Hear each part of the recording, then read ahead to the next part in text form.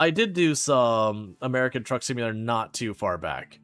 What we did in American Truck Simulator not too far back is I was on the SCS channel, and they were interviewing me on the channel while I did a convoy. Yeah, that's fine. Okay. It was like, hey man, you have Illinois now. Okay.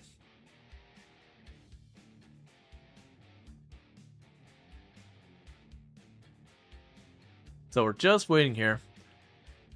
I might have to turn off the UI music, because the in-game music, I want to say like they have the radio 100% not DMC safe. So it's really good for if you just want to hang and drive and listen to music as a person playing the game. But for me, from the content creator's perspective, it means, you know, Twitch and YouTube and that go, mute your VOD, no monetization, not allowed. Das ist verboten. Yeah, so that would be Chicago way up there. And then you got St. Louis. Yeah, I want to say, is this where the Mississippi goes up? I want to say that's the Mississippi going along there. Somewhere, like, I'm not sure with Louisiana with this area. Like, I think maybe the Mississippi goes like this. Because the Mississippi branches in a lot of places. Mississippi is not a well-defined river. I forget what they call it, but, like, you've got rivers that have the path, and then, like, over time, they'll kind of, like, switch where they're at. It's not a delta. It's, it doesn't matter.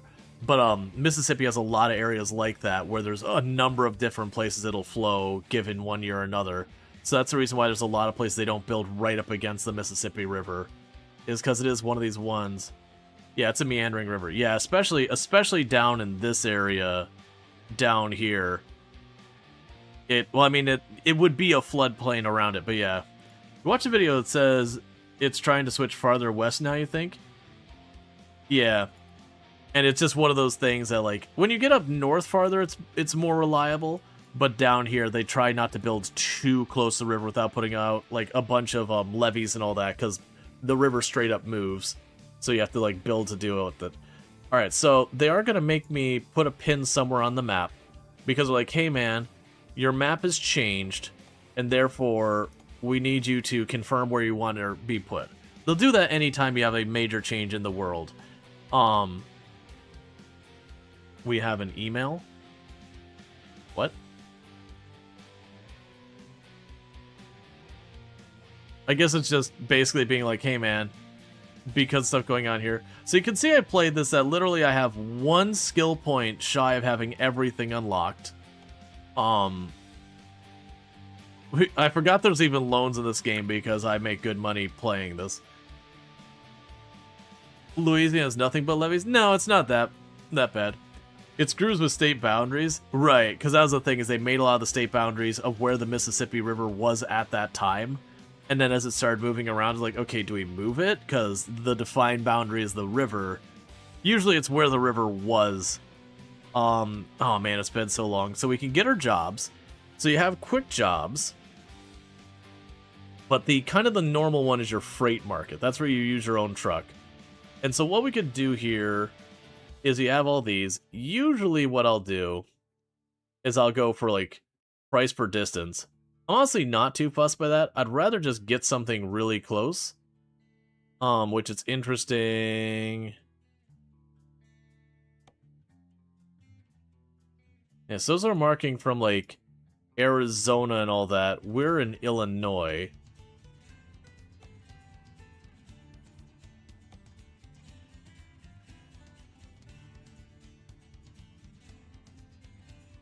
Am I just having a moment here? Because I want to keep it to something nearby us.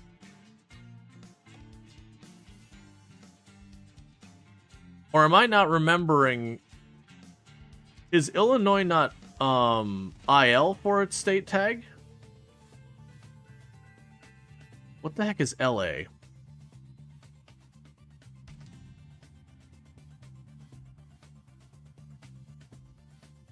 Look in Chicago. Louisiana? Alright, so Louisiana's way down there. So the problem is I can't click on Chicago. My pin is blocking it.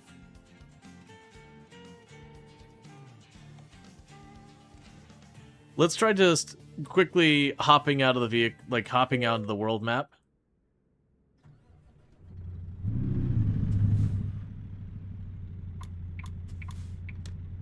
I even remember my blinkers. Okay, so what I should be able to do here is I'm not seeing any damage or anything like that. So what we could do is go freight market here. No, it did not switch it. That's Arizona, that's Washington. That's California. It's also California. Huh. Because I remember it was like Origin that we went to. Well, we could do this.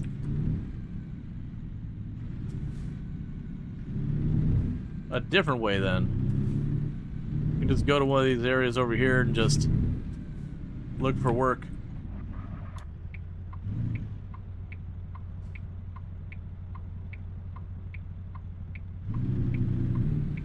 I believe I can't write on red. We're gonna find out here if I get a ticket. I believe in American Truck Simulator, if I'm going correctly by memory, it was, some states you could and some states you couldn't. I always forget that. What I'm thinking is we got two businesses up here that we're going to go ahead and run over, just see if they have a freight job right there. Because I don't need to be picky. I have like $1.8 million in the bank. We haven't done anything. Well, that's not true. I think we turned off the need for sleep. Because generally people are like, you know, I like the game mechanic, but listening to your character yawn all the time is really kind of upsetting. So I eventually did turn that off because it was messing with people. I got a tiny bit of XP for, you know, driving in free roam, because I almost never do that. I'm almost always going from one job to the other and calling it a day.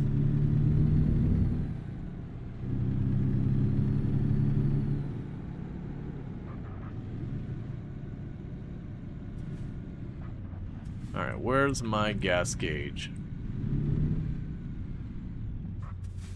They changed the UI on me. And for the life of me...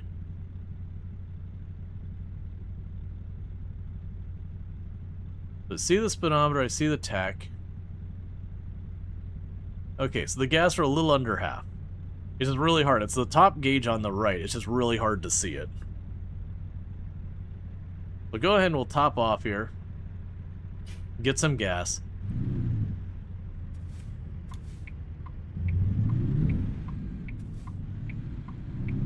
And then, like I said, what we'll probably do is I'll hit one of these businesses and just see if they have any freight there and not even give a crap where it's going. Which is certainly a sound way of running a business, being like, you need anything shipped, man? Look, man, I got like 8 miles a gallon here. You got anything for me? Because I really could use the money.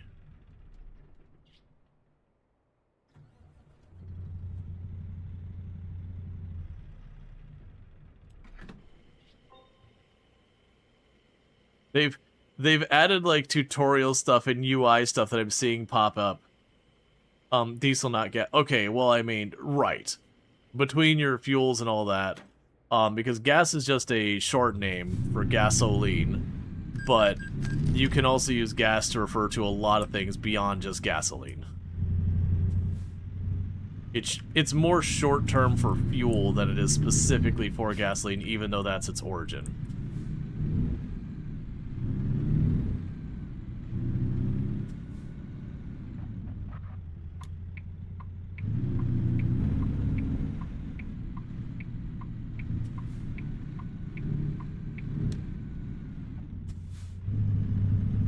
Like, even when it comes to planes, sometimes you hear them say, like, well, I gotta get gas. When you're talking, like, plane fuel, which is definitely not the same animal. Alright. So I got this. So I've got... from Chicago to another part of Chicago. Chicago to Champlain. Let's do this one. Because this one is just like around the corner. This one will give me a little bit of distance to go. Let's take the job. It's interesting that we could select the trailer. Huh.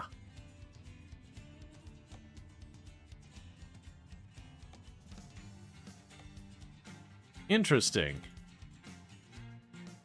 Why would I take the longer trailer then versus this smaller one? Because the smaller one would be a lot easier to maneuver.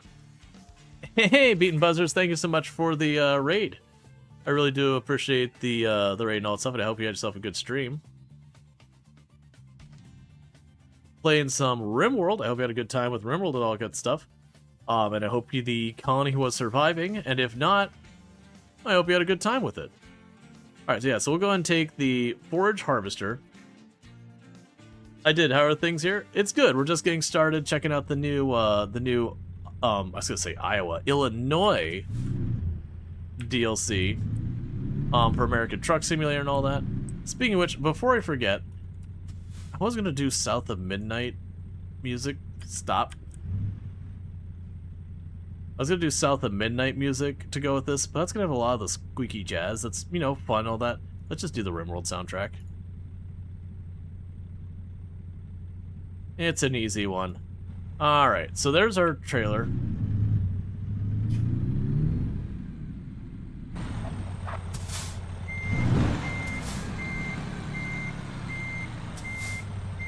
But we're gonna bring ourselves a Forage Harvester. Now, while I did buy some of the DLC in the past, this DLC was provided to me by the devs at SES Software. So just that full disclosure, they did cover and all that. Alright, so let's go ahead and get out of here. And then let's see if I can remember what the heck button was my cruise control.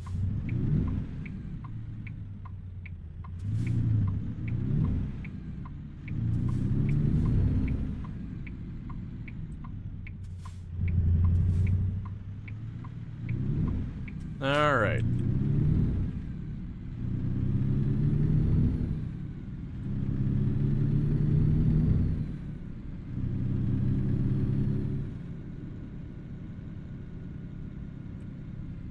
Oh, that is not what I wanted. Okay. So my numpad is not what I set my cruise control to. Alright.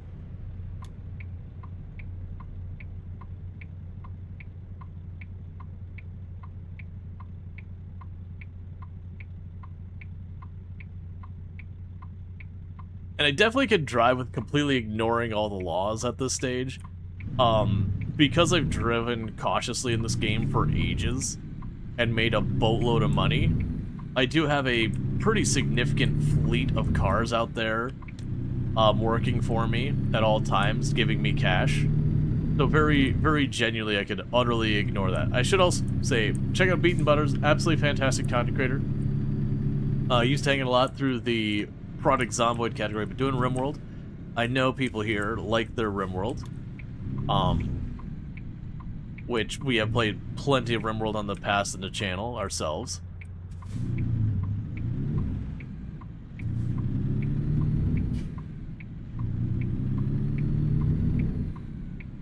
And we're gonna go ahead and jam to some of that. Alright, so what buttons do I think are my cruise control? Got our blinker. That's windshield wipers.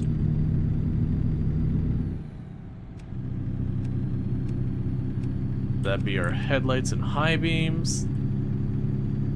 Alright, what the heck is my button for, options. Controls. Oh, it's key buttons. Alright.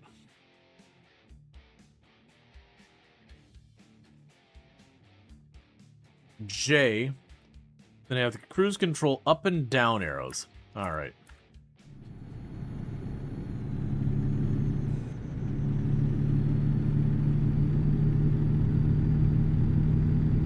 That is definitely not what we're looking for. That just, that's something else.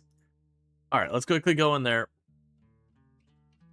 Because what I like to do with this is, if I remember correctly, I normally go in here with my cruise control, use the up arrow, the down arrow, and J would be there, I believe. But I did see that up arrow messed with something else. So quickly see if we can't go to our up and down arrow and get rid of that. Because I had to deal with our braking, I think I basically increased the rate. Well, actually, I'm not seeing anything there. You know what? It's probably fine.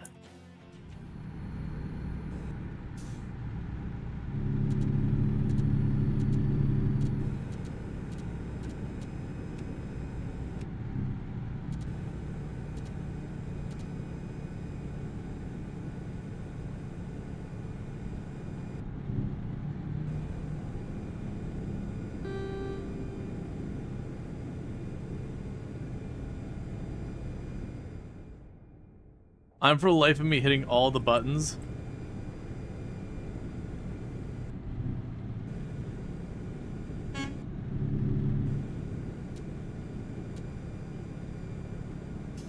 Trying to find what I'm looking for.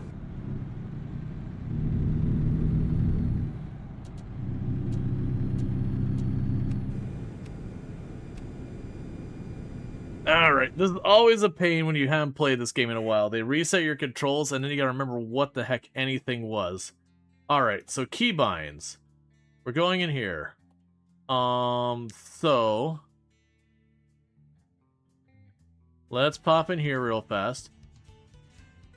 Adaptive cruise controls. Assigns buttons for changing modes for adaptive. I don't care. Let's go ahead and... so that's H. That's light horn.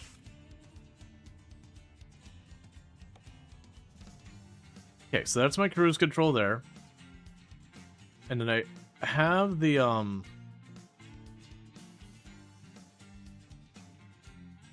brake going.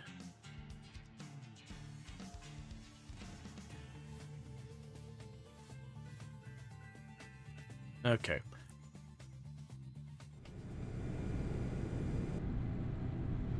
There we go.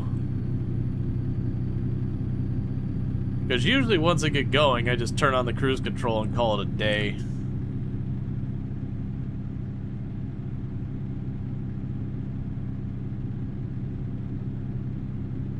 Yeah, no, Beaton, we usually end up suppressing things around there because people have a tendency to take it way beyond the okay place.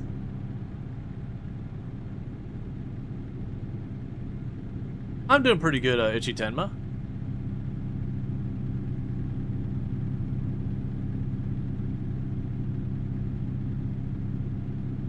Little check out. Yeah. Nah, it's one of those things. I just gotta be careful. This is actually a pretty slow speed limit for this road.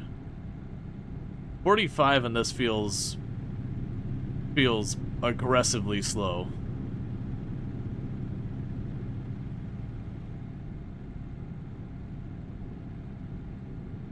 Okay, so we're not taking the right exit.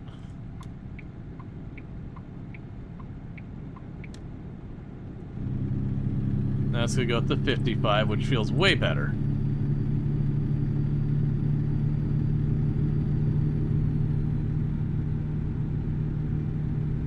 No seriousness, what was I referring to? Oh, got you. Yeah, so there's braking systems on heavy equipment that use that, and it's an air braking system. It basically puts resistance on things. I'm trying to remember because I haven't looked at it forever. But puts resistance on things that way, like, you know, as you're driving, you're trying to come to a stop and all that, you can turn it on to create that resistance to slow you down and everything. I don't remember the technical details.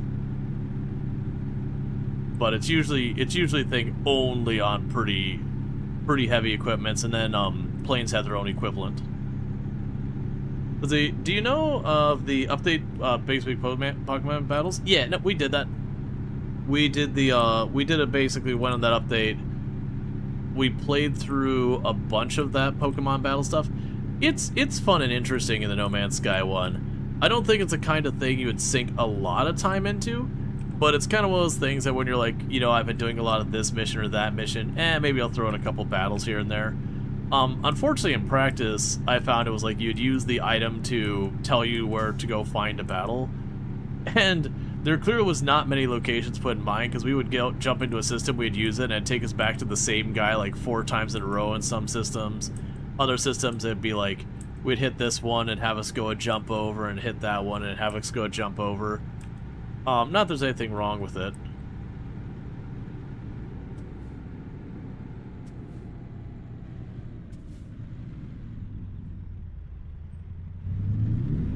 Okay. I've certainly had it where the road is blocked up. That's the first time I've seen like a bunch of random vehicles just kind of sitting there until I got there. They're like, oh no, boss is here. Look busy.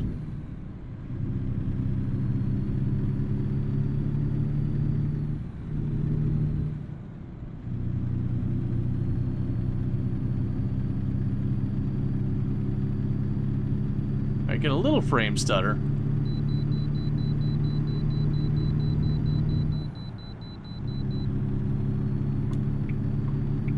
Alright, there's a little red car right next to me.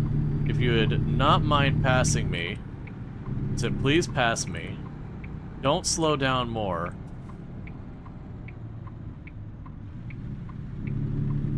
Okay, I have my blinker on. If you decide to put yourself under my trailer, that is a life choice you have to live with.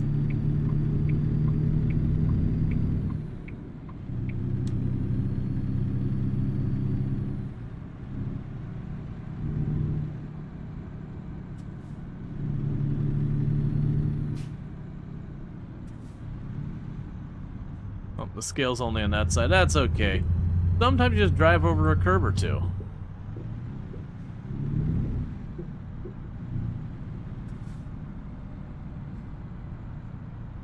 Meant all people stop for no reason? Yep. Oh.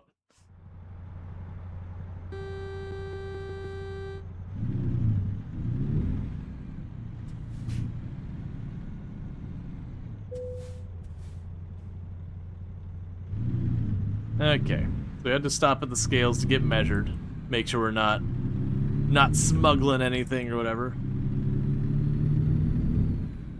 In ATS, you live out your road rage fantasies on Supercharged. I was hanging out with some other content creators. Like I said, one of them was playing Forza the other night, just like, you know, off stream, kind of just chit chatting, whatever. Not gonna say names or anything like that for not outing people or whatever. But, like, they're playing Forza and they hit something and they got, like, 100 points. It's like, oh, man. That just makes me think of... There was a game that I remember in, like, I think the mid to late 90s called Bad Mother Truckers. Which is very, like, American Truck Simulator coded despite predating it by a lot. Except if instead of trying to drive with any level of safety or realism, you were driving as, like, Bobby Sue, Cletus, like you had all those kind of characters, and you drive around and you get points for knocking other cars off the road, and then you could combo to chain them, and if you chain them enough, you could then like hit one more car to either get like a full repair on your truck or to get gas, or I think money or a bunch of stuff. There's a couple different things, and so in practice it's kind of like you're driving from point A to B to deliver your cargo, but then also when you see a group of cars trying to like do as much damage as you can. And it had like all these combo messages where it's like, you know, pick from hell, Bad Mother Trucker. Best game ever, Bad Mother Truckers, only 1995, loved it.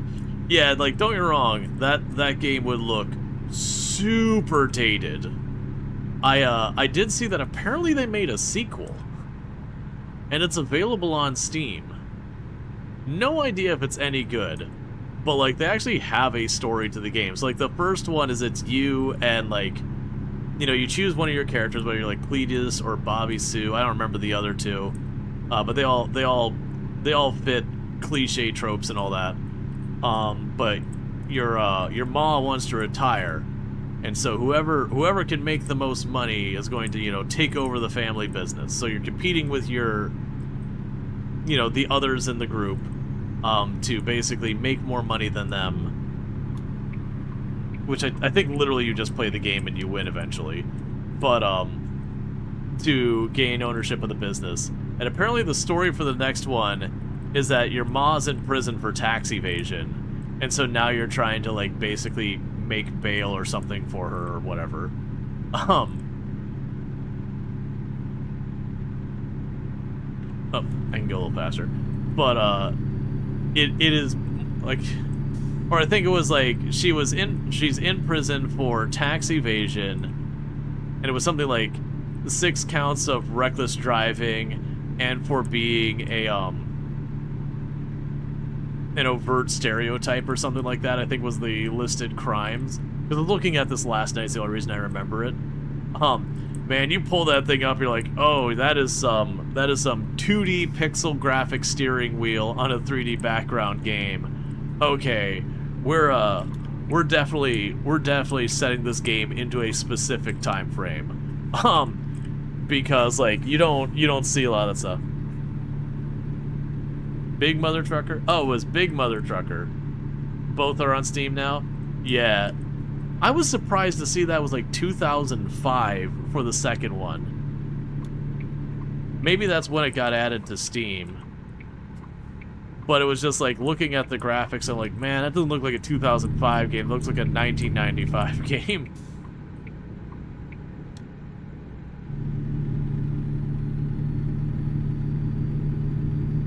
Because you think back to 2005, you're like, you know what else is around that time frame? Final Fantasy VII. And there's a considerable step up in graphics from there. Actually, I think Final Fantasy VII is way earlier than that, if I remember correctly. Final Fantasy VII, was that late 90s, like 98, 99? I don't think it was 2000. I think it was before 2000. But yeah, so just one of those things that you look at the game, you're like, oh man, this game dates itself pretty hard. But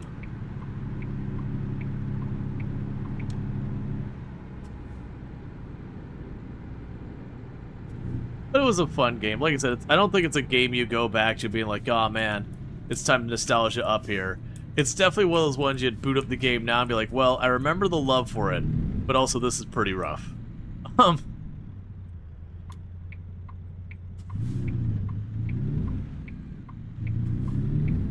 Alright, so first delivery getting dropped off. We're moving a foraging harvester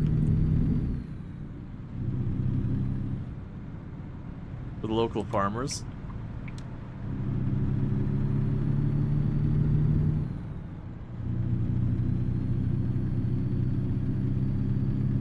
Okay.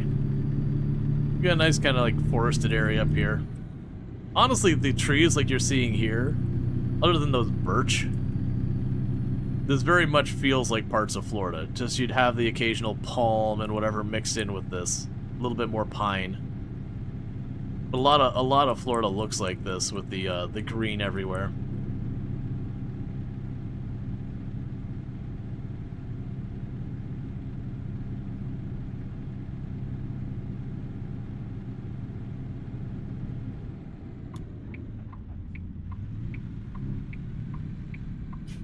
Okay, so it's a red blinking light. I haven't seen those in American Truck Simulator before. Red blinking light just means you have to come to a stop, and then if you're clear, you go. Whereas yellow blinking light, I believe, is just a caution. Well, actually, I think with the yellow blinking light, I think you have to yield. There's traffic going the other way. You gotta stop for the other traffic, but otherwise you're good to go.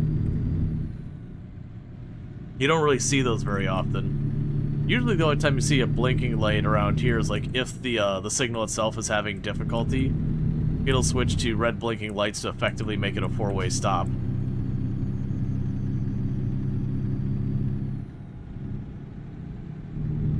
Yeah, now remember the red blinking light was a stop sign. Because that's, like I said, that's what usually happens around here, is, when there's like something wrong with the lights, they'll switch to red blink. You don't see it very often. Usually it's after like there's been a nasty storm or something like that. You'll sometimes have issues. Alright, so we're delivering to a straight up farm this time, which makes sense since we are delivering farm equipment. But just the fact that like on a dirt road now and everything. Okay. Where do you need it? Because I like suffering.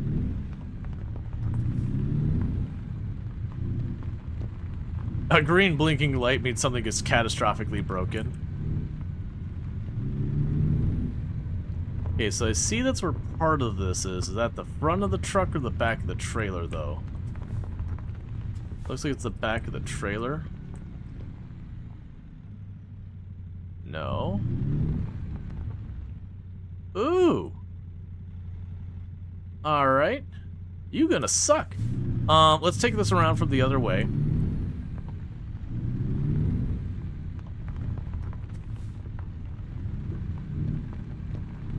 And the reason for that is it should give me more turning room for the front of the truck. Versus the other way, there's that adorable white fence that we're definitely going to murder. Who's in the way?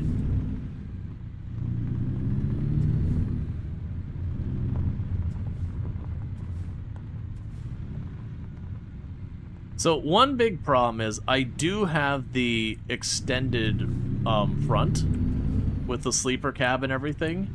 So I have a very long truck, not counting the trailer. Which does make some of these pretty awful. When I did the segment on SES Software's stream, that's the things I ran into, was we had a really, really tight spot. And I literally had to scrape the actual front of the truck to get the trailer in there because it was just not enough turn radius. But I made it work. I just had to slap it in and keep on pushing.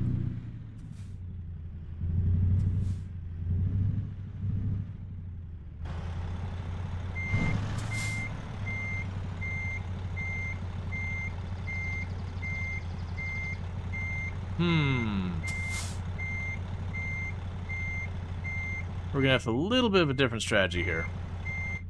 Alright, so what we're gonna do is we're not gonna use this field here for pulling up. I'm gonna have to pull up way farther.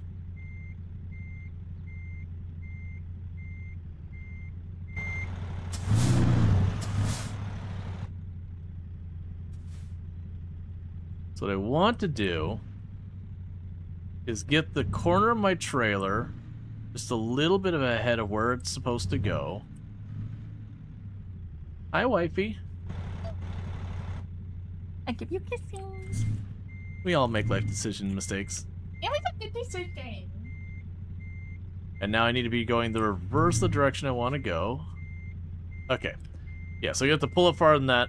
But yeah, that should work. So we'll pull up here. A bit past it. Turn this as hard as we can.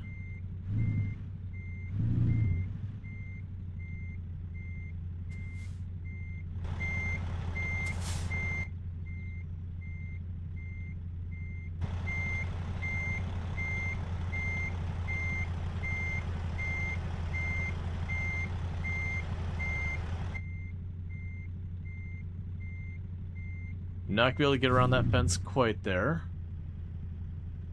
Basically, I want to pull as close to that fence as I can.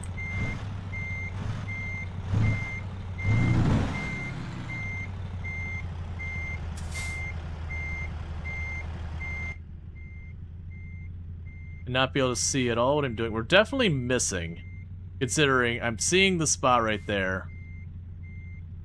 Oh, I mean, we're closer than I thought I was. Okay. So now we need to start straightening that out as fast as we can. Okay, back it off a little bit.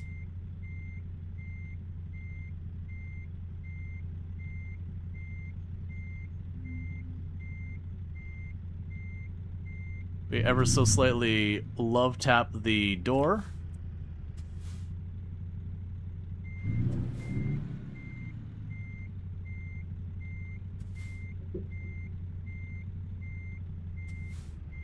What achievement did I just get?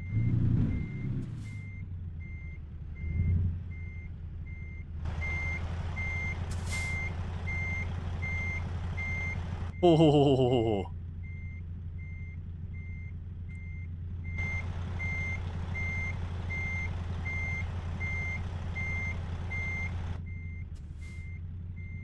Alright. So we're pretty close to on target now. So now all I gotta do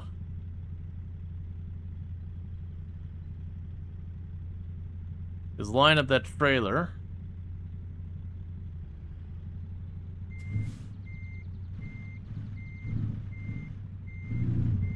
Oh, that's the wrong way.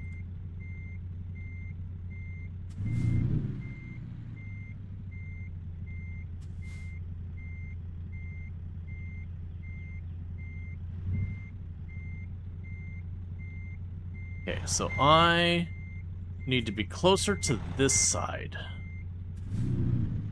which is unfortunate. What I need to do is get those back wheels in line where I need them.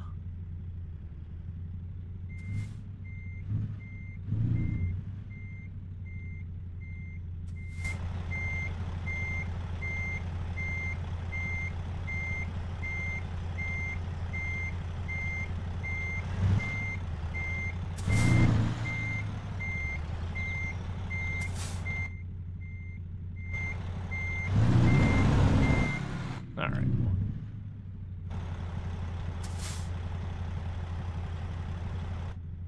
So the problem is this fence isn't giving me a lot of room to work with.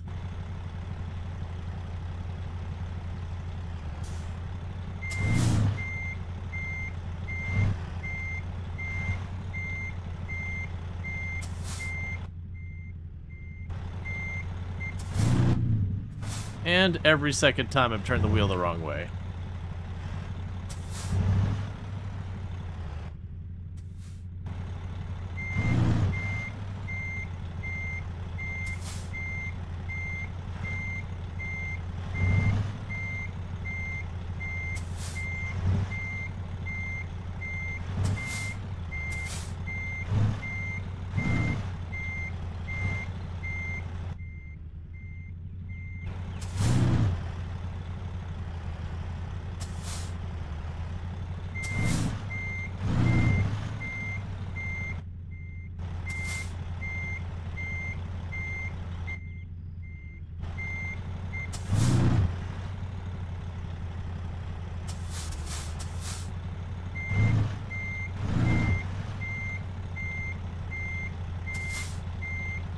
Okay, that's looking good.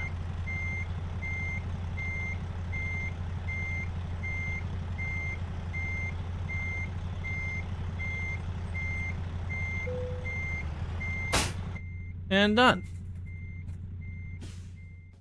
Okay, so it took a little work there because of that fence, but we did do the all the delivery on time and everything. Got a bonus for maneuvering it ourselves. All right. They've got the current offerings right here. Okay. So we have from Champaign to Montana, Champaign to Effingham. We've got that one, so these ones all be nearby.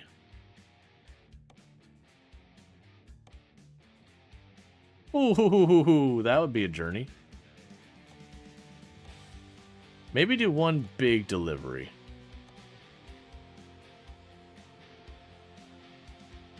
Let's do the price per mile. So the highest price per mile is the St. Louis. So let's go ahead and take that one.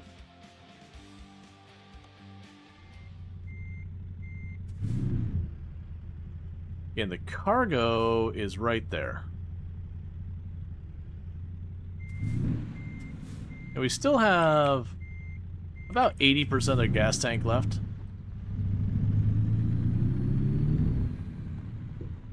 That went way better than when I was doing the stream of this for SES software.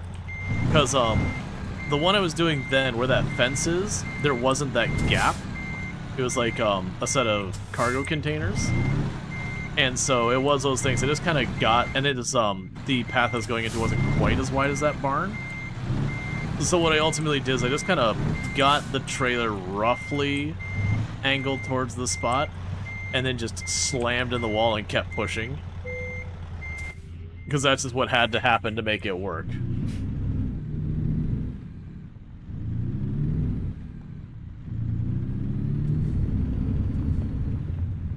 Alright.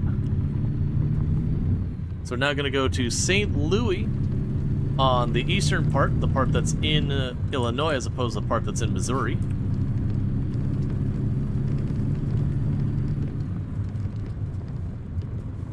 I didn't even check what I'm hauling. They said money and I said okay.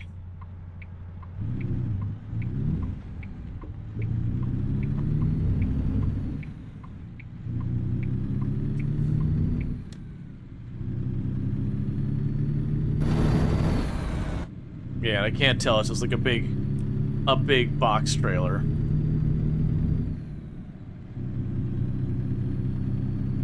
So it's not like when you look out the window and you see, you know, a bunch of cars in the back, you're like, yeah, I'm hauling cars. Or, you know, the last one is a foraging harvester, so you just see the big foraging harvester. Livestock could be. Like, it's an aluminum trailer. I can't see if there's, like, slats in it or whatever. Because, you know, with a livestock trailer that have, like, the little openings for air and all that. I wasn't able to get a good look to see if it had those or not. It does have the rough appearance, though, I'd agree.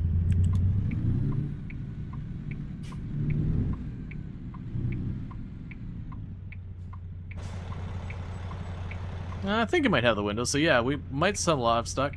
So something that big, we're probably talking cattle, maybe. Technically, it could be something like horses, but realistically, cattle. You probably wouldn't do something like chickens in that style of a trailer.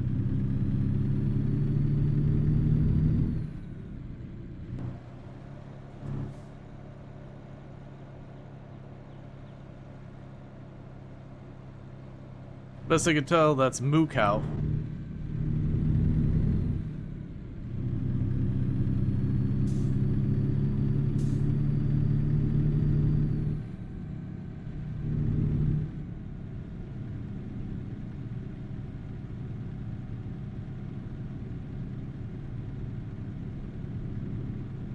All right. So now I just gotta go and head on down. And then maybe after this one, we'll do a big delivery. As big as in, like, a proper trek.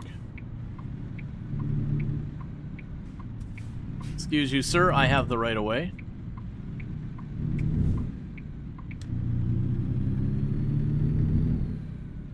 I had no stop sign. You did.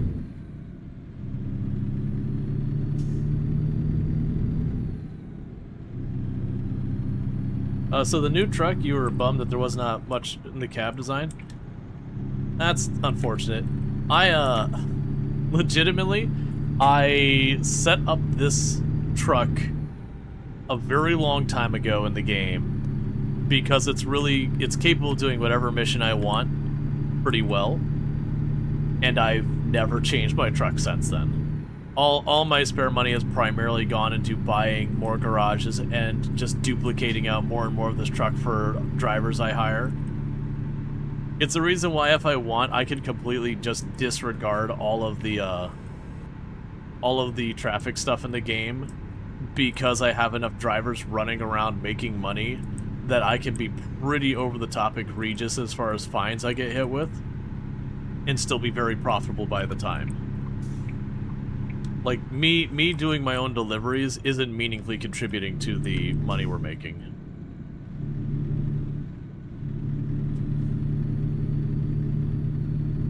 Yeah, no, we switched to the camera to look in the back, and it looks like cows. As best as we could tell looking through the slats, I think it's cows.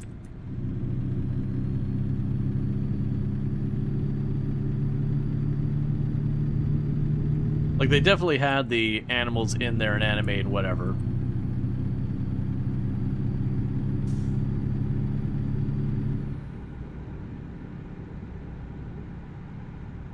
Looks like pigs. I thought I saw horns.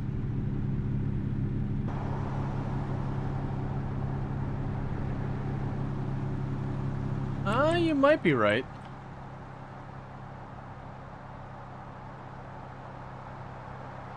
No, that definitely has horns on the back there.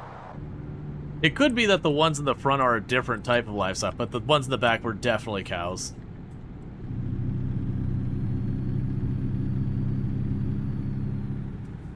At least I'm pretty sure I saw horns. I believe we can actually check this. Live cattle.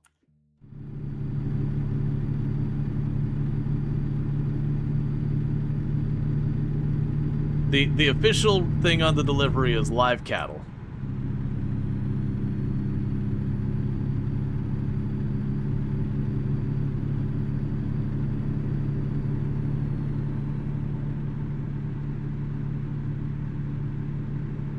Slam the brakes and they scream they're pigs.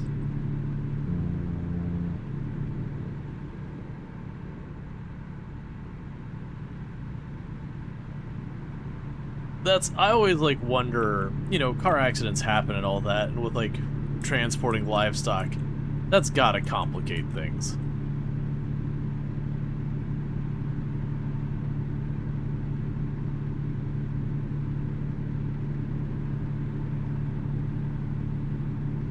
Yeah, like while we're doing this delivery, I've seen the ticker on the bottom right have like 5 or 6 different, you know, driver of this name just delivered, driver of that name just delivered, driver of this name just delivered.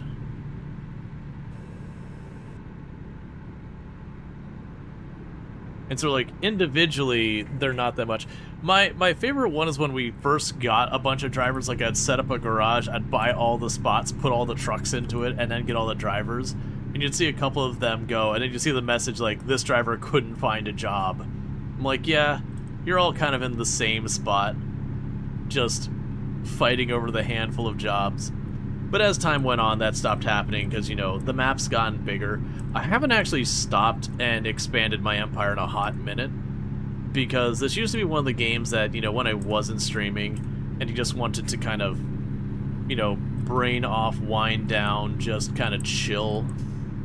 It was one of those games you just break out when you don't want to have to think too much. You just get your order, put the truck in the road, get from A to B, look at the pretty scenery, that kind of thing. You play this game so much, 330 million in the bank. Yeah, I'm only sitting at about 2, but when I collab with other people, it tends to be very bad for my bottom line, as I don't bother turning off speeding tickets or any of the other things. So it's kind of just watching all the speeding tickets and that just pile up, just chipping away. I generally pretty close to never fail any delivery. I think in the entire time I played, not counting like when you're doing a convoy and it gets disconnected so the delivery just doesn't happen, but like actually fail. I think there was one contract that I failed because like I couldn't finish it out on stream or whatever, and I'm like, okay. I also don't even think I got dinged for it because I basically had to stop at that time, and by the time I got back to it, you know, a new DLC had dropped, so it resets your stuff. Not that that was done strategically. Best and worst trips are with others? Yep. Oh yeah, no, you have a lot of fun, but it's one of those things I've noticed a lot of times when I play with others like Sui or Ultra or anyone else, that usually it'll start where we're driving fairly reasonable, but by the end, you know, we're flying down the highway, you know, kind of hitting the top speed, seeing how fast we can get our truck, which is usually around 100-ish. That, like, you get around to that speed, and it's really hard to keep the speed up, either because the road isn't straight enough and you're a big truck, or you're hitting the limitations of what you can do with what you're hauling. Riding down the shoulder, like, 2/3 of the way, because it's the only lane that's clear enough for you to keep your speed up. I do think one of my favorite moments in American Truck Simulator was I think it was the last time that me and Ultra collabed, was right by the end. We were trying to park our trucks up, and of course, again, egging each other on, we chose to do the hardest parking because I usually do the hardest parking. But rather than wait and take turns, we were trying to do it at the same time, which is more my fault because she was there first. But like trying to do it at the same time, and it would be fine, except you can't see through each other's trucks when that's going on. And so trying to do this like really, really tight parking where you just can't see through each other's vehicles. Why would you stop?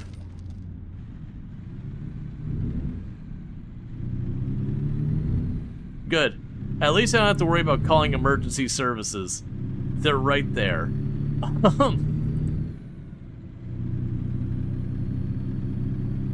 The car didn't just slow down, it slammed the brakes. And I was riding way too close because video games.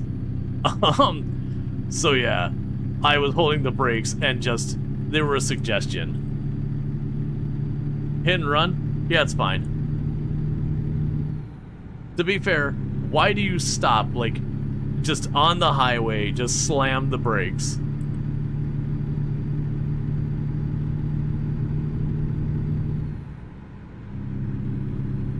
It's okay, I just put the car accident with the other car accidents. Put them all together. It wasn't a hit, it was a pancake. I was just trying to help them lift the back of that other semi. It looked like it could use a little bit more lift, and that SUV, minivan, whatever it was about the right height to just give it a little lift up on the back. Just wedged it in there nice and cleanly. But yeah, as you can see, that that accident cost $900 for just tapping that. So like, when you're doing a delivery and it's only paying you like, some odd number of thousands. Nah, I don't think I'm gonna activate my windshield wipers. That's fine.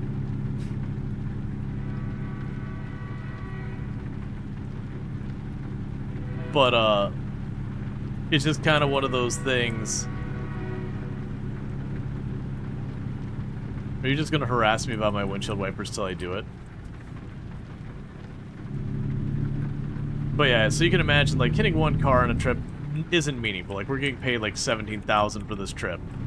So, yeah, $900 losing that sucks, but it's not really going to impact much. But when you're sitting there and you're doing it for an extended period of time with, someone else, and you're driving 100 miles an hour or whatever, so you're damaging your cargo on top of that, which doesn't help. And on top of that, you're getting hit from like $900 fine again and again from hitting all these other vehicles. You can very, very quickly turn it from, hey, I'm turning a profit, to like, literally I have spent the last hour and I'm coming out with less money than I went in with.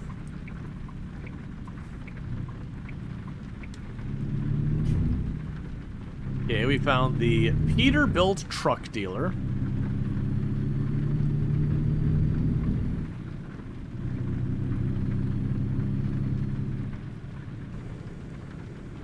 The gas station? What are you? Oh, this is a place where you can hire people. Recruitment agency.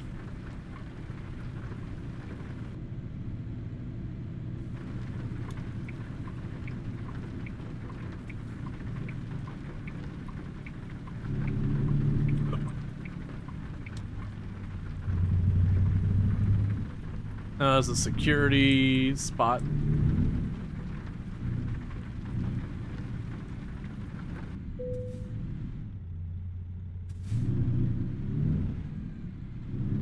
Okay.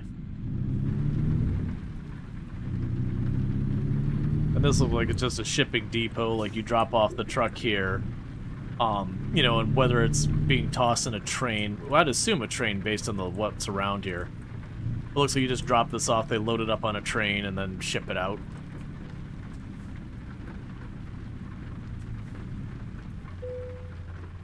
Alright. Where do you need it? Okay. So they want it right over there facing to the left. I'm assuming I'm just slipping it in between two of these for the difficulty.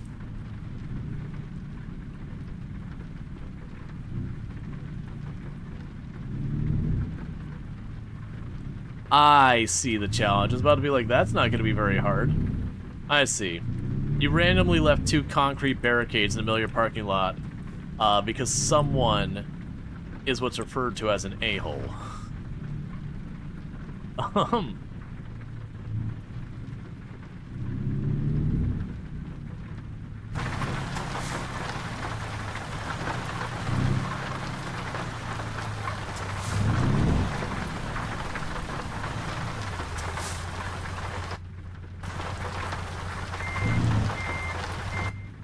Once again, every single time, I have what I want to do and what I actually do, and they're not the same.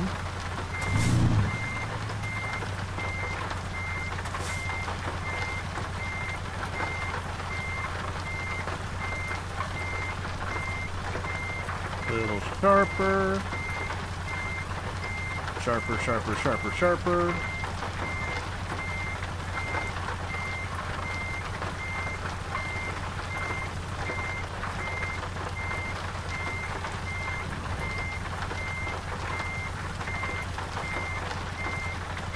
Full reverse the other way.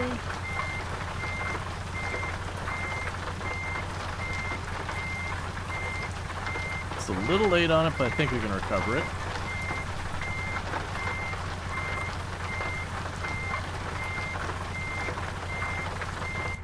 I would be what is known as wrong.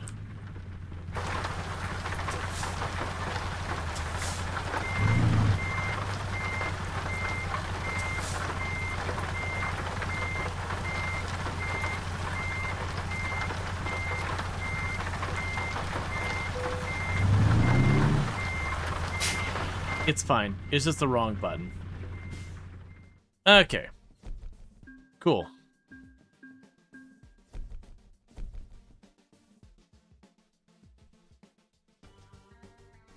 Alright. So I've got that. Now for this area, we've only got a couple of contracts. We got one to go to Arkansas. We got one that goes all the way to Wyoming.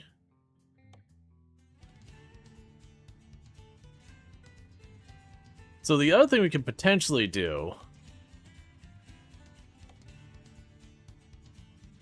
Because usually I try to grab the ones that are the best price per mile. I just find that to be better overall. That would take us through Missouri, Nebraska, and into Wyoming. Yeah, that's probably fine. So that's a standard delivery. That's an urgent delivery. Leads the articulated trailer. Yeah, sure, why not? This is probably...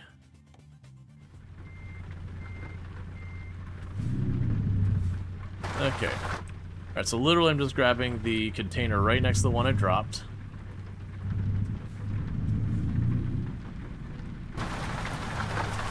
No, I'm still not over far enough.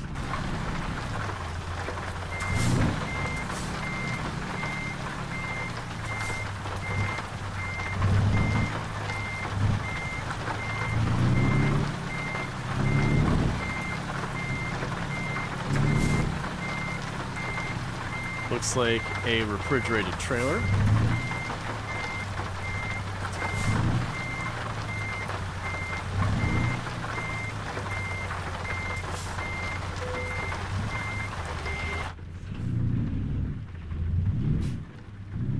I keep hitting back for brake, which works great unless you're going backwards, and then it's back for go faster, which is what I did to the cattle, and I almost did there. Fuel-wise, we are sitting at about 3/4 of a tank.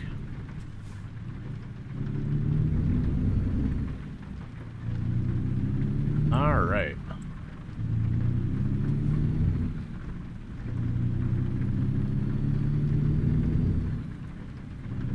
So now's where I need to have the laptop sitting right there. And so, like, while I'm driving, just go ahead and, like, you know, buy a new garage, buy new trucks for the garage, hire out more people. That's certainly what I... Oh. Was I supposed to go over there? .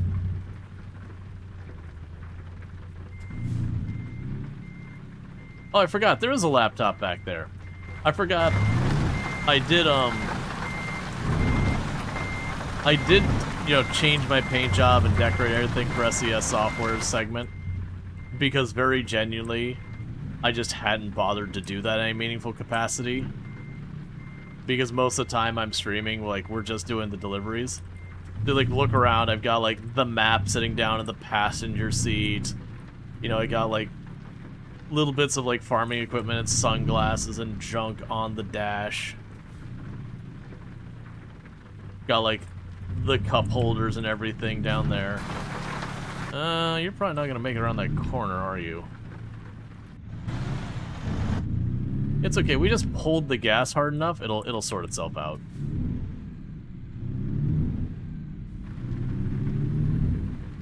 Actually don't think we hit it all. But like then we got like the cell phone and the little cubby there, which real life me, that bothers me so much. Because, you know, if something happened and I got into an accident, granted a semi, you'd probably not be as worried about it. But like in a normal car, if you've got your phone in that little cubby there and you get into an accident, that phone's going in your back seat.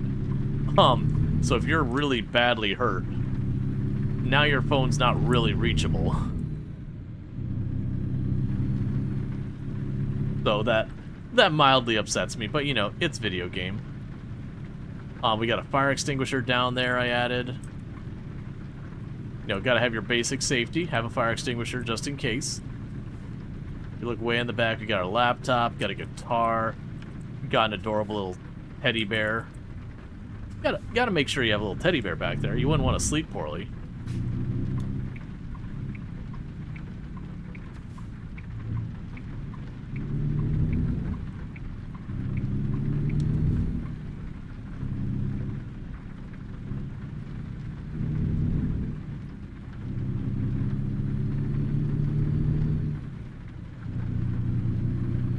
Let's see, your phone stayed in the same spot in your accident. The rear view mirror, on the other hand, ended up behind you in the backseat. Yeah, I mean, that's pretty good. Like I said, I've known a number of people who got into an accident. Luckily, no one was super seriously hurt. But there was, you know, several minutes of trying to figure out where their phone went. Because they either had, like, in the cubby or they had in the cup holder or whatever.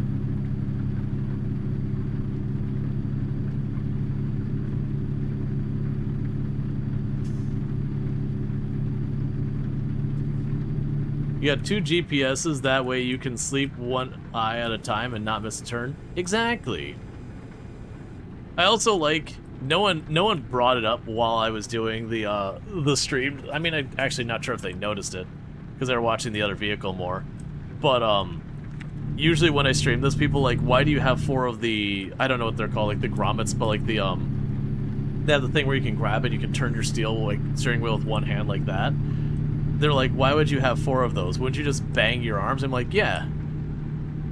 It's the elbow slapper. It's that way when I go to turn real sharp, I turn my arm into hamburger. Just shatter my wrist and my my elbow.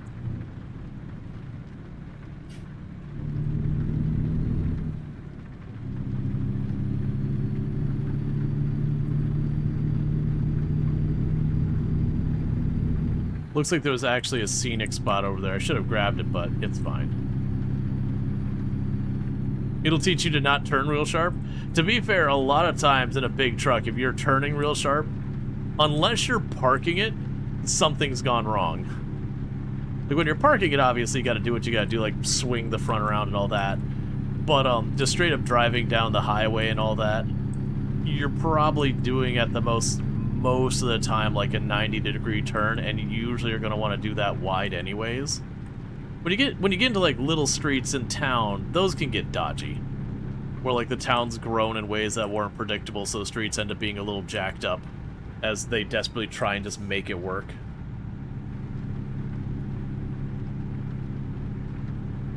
That's where you end up with the intersections where the roads are like this, as opposed to like, you know, being a straight across. So you'll end up having this like really sharp where you're trying to get from this side to that side, and you have to like turn all the way on at such an acute angle.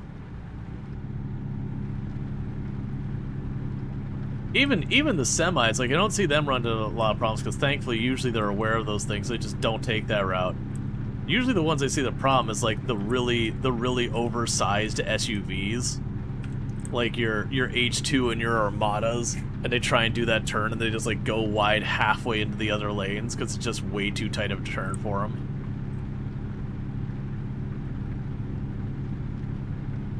That is one thing I've liked about, historically I've driven mostly little cars, like, you know, old Hondas that are really tiny, and the Miata was really tiny. My current car is more mid-size. But I always liked the really little cars, because the little cars, you know, people be struggling to like take these sharp turns, like, yeah, it's fine. That's no problem, I got room to work with. You go to park and you have those little tiny spots that are from some places, and you're like, you know what, that's fine, I can sit here comfortably. Meanwhile, you got like your big truck that's like, you know, over the lines on both sides of the parking spot because it's just not adequate for it. And then no one parks next to them because, you know, they're halfway in the next line. Like, nope, I'm a tiny car, I could, you know, I could squeeze myself into the left side of this parking spot, it's fine.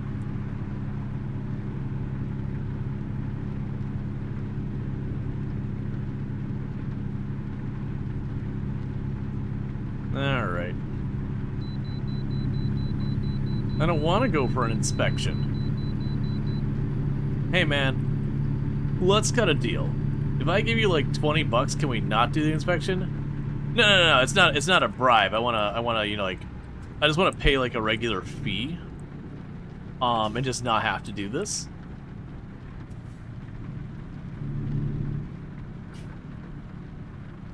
It's actually fine, I actually don't care.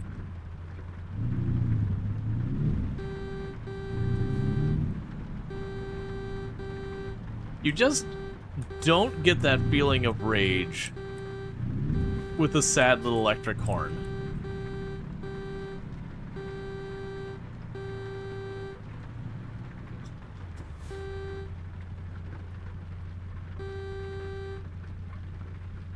There's this, the catharsis is just not there.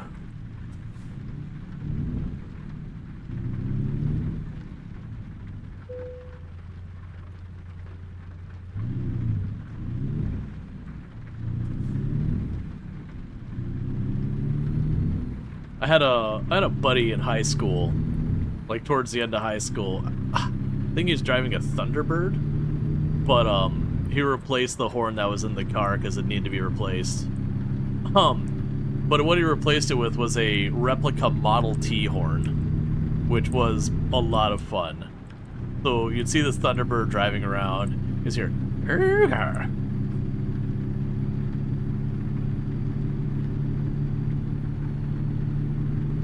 That was the same friend who had like a whole sound system like with subs and everything in there and would listen to classical music. And so you'd have like, you know, he'd drive down through the downtown, which is mostly in that town was like you kind of older folks walking between like the privately owned hardware store and the old soup and sandwich place that had been there for over 50 years and that kind of stuff. You know, and the old folks would get all mad at him, and they'd roll down the window and it'd be Mozart or something, and they'd just look at him with this weird face of bewilderment, being like, I'm not sure how to process what's just happened. Music was still too loud, but classical music's very bassy a lot of times. Literally and figuratively. Quite literally breaking out of bass. Oh yeah, I gotta find my headlights. There we go.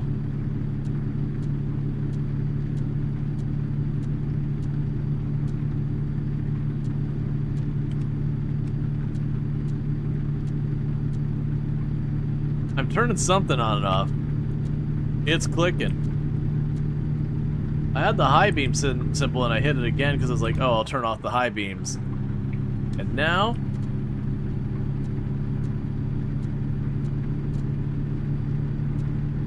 oh, interesting. So, like, I push and hold it to get the high beams, and then when I let off, it turns them back off. Interesting. Either way, I can see my headlights are on, so that's fine.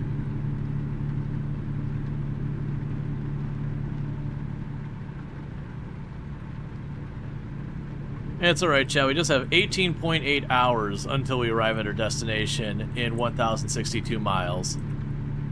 But it's alright. We got 62 hours for our delivery. For those who don't know, the game does time and space compression shenanigans. That, like, the scale of the map varies depending on if you're in a city or not. Which is part of what makes the game fun, because in real life, casually jumping into your car for an 18-hour drive for over 1,000 miles, not a great time. Like, road tripping can be fun and all, but definitely not a great time. But in video game, you know, that equates to like half hour or an hour or so, depending on how ridiculously long you make your trip, which is a far more fun time. You also don't run into in-game like gridlock traffic. You don't have like random mechanical failures that can happen, or overheating or whatever. I mean, not that you should have that in a commercial truck anyways. And so that's kind of getting into the whole, you know, yes, it's a simulation. No, it's not fully realistic. It is a far more chill vibe. I will turn on the windshield wipers for nighttime driving. That one? That one?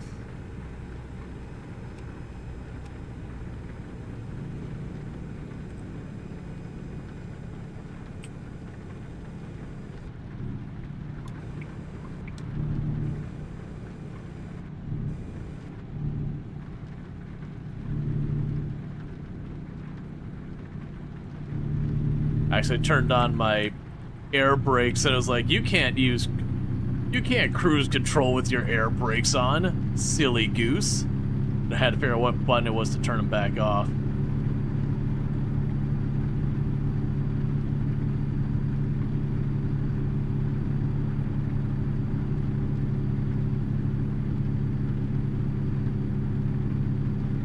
All right.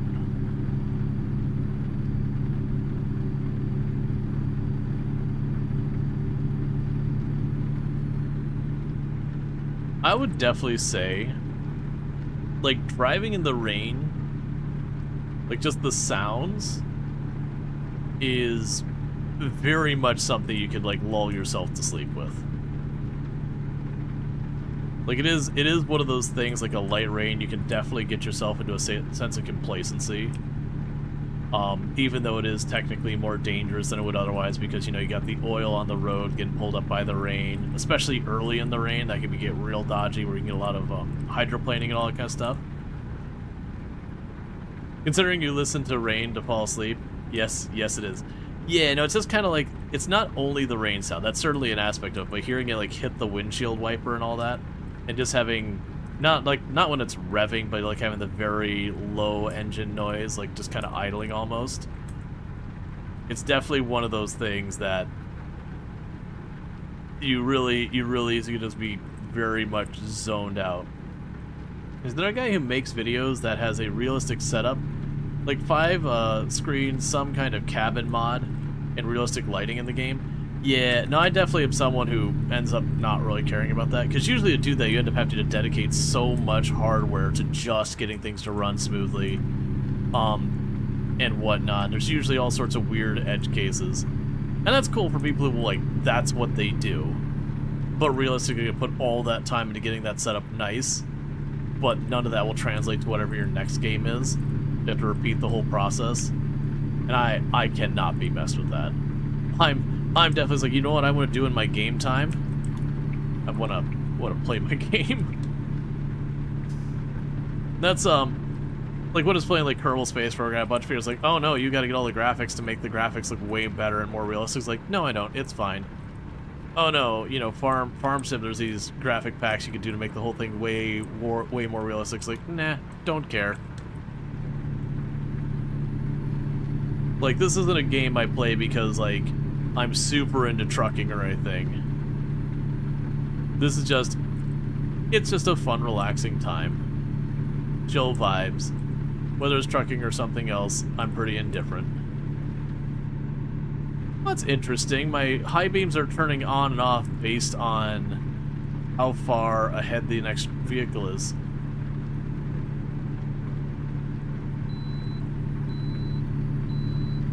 You have a wheel and pedals? They're in storage somewhere? Too much of pass to get out. Yeah, I don't have a wheel. I have a HOTUS. Hands-on throttle and stick. So, like, when it comes to flight sims and everything, I do find when I'm doing, like, a proper,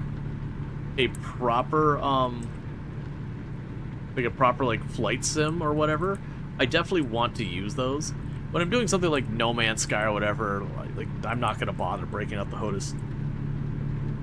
Even with some of those games getting added support for it and everything now, it's like, nah, man. Getting that, you know, broken out, configured, set up, all that stuff is a whole thing.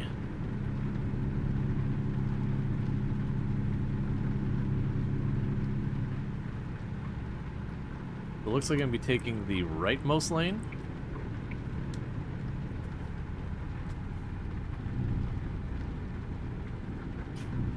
Yep, there we go.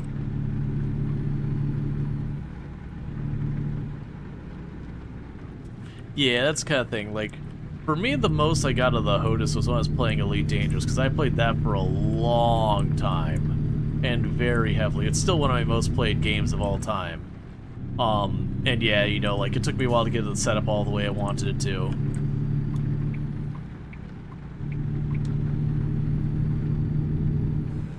Oh, you're only 45 still. But, like, once I got all configured, I could just keep it that way. And every once in a while, I'd tweak and adjust it, or a driver would mess it up or something, but broadly speaking, I would just keep it configured how I wanted, and it was all good. Yeah, we must be skirting the edge of a major city here. Speed limit's very low. Was very low. We got the KC Arena. We've got a big suspension bridge here.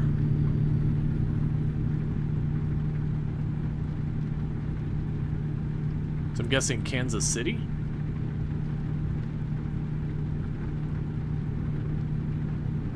I wasn't paying that much attention. KCI Airport in St. Joseph.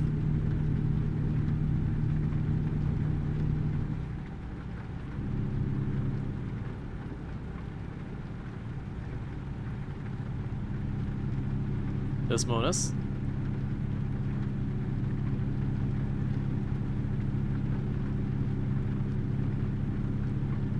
But yeah, no, that's it's a thing people will ask, like, when I'm playing different games, like, oh, are you playing with a wheel? And it's like, no, I wouldn't be against it. But I do remember as a kid having a wheel controller one time, and it being a cheap, crappy one, and they definitely feel cheap and crappy when you get them like that. And I feel like at that quality, I'd still rather keep mouse and keyboard as opposed to using the thing. And then the cost for one that's better gets to be pretty pricey. So as a result, it's just kind of one of those things that's like, well, I'm not going to spend the money to get the thing I would potentially like to use. It's just hard to justify. Well, I do play simulation, I don't play that many. Like that steering wheel specifically would be catered. Because something like Farm Sim with the steering wheel, but not having, like, the little side panel or whatever, I'm going to have to use the keyboard anyway, which kind of defeats the point, because then I have to, like, shuffle everything to keep things there. Okay, so I want to stay on the right here.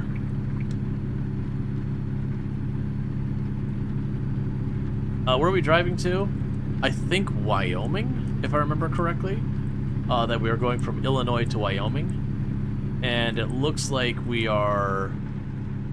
Well, I think we're in Kansas. I think we're leaving Kansas right now. I haven't been paying that close attention. I also don't know where Kansas City is relative... well, Kansas City is by Missouri. I keep going to say Missouri because of the joke. By Missouri, if I remember correctly. That they have, I think Kansas City is on both sides of the river.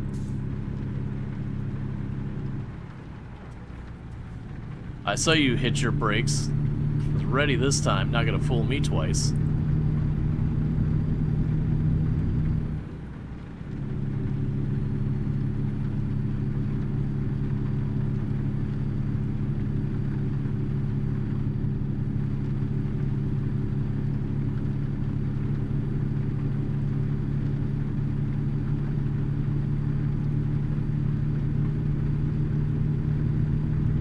Okay. Oh, one thing on the map, if you see gray roads, it means I have never driven on them ever before. Yellow roads mean I have driven them on before, and then you have the obvious, like, big red line with green arrows going through it, pointing in a direction. That's my GPS, telling me where to go. So they've added a bunch of DLC, and there was a point I was streaming this game, not super regularly, but anytime I ran into a situation where we wrapped up a game, like we were playing RimWorld and our run died, and we're like, okay, well, there's not enough time in stream to really get what feels like a satisfying start for another colony, so let's just jump into something else. Or we had just beaten a game, like we're playing Subnautica, and we rolled credits and like, well, there's still an hour or two left to stream. You know, this was a game that kind of kept in the back pocket for the longest time. Even before, like, Farming Simulator, I was doing this one before that we would just break it out, you know, do a couple of deliveries for the rest of the stream, that kind of thing. I don't end up playing nearly as much of this these days, because like I said, there's just a lot of games that kind of fit that gap, so it's like jump into Farm Sim, you know, process a field or two or whatever. Do that kind of run, because the Farm Sim, they have more satisfying feeling of progression where you see like the farm build up and grow. With American Truck Simulator, that's actually one of the things I'd say is a negative on it, is that for a lot of simulation games you get that feeling of progression. This one, about all it is money counter go up, and or like you have more trucks back home, but like really visibly seeing progression in the game, other than like the leveling up to unlock your skills, you don't super notice it one way or the other. Oh yeah, no, 100% that's the advantage. Like, that's a good thing, is it is a just chill, relaxing game.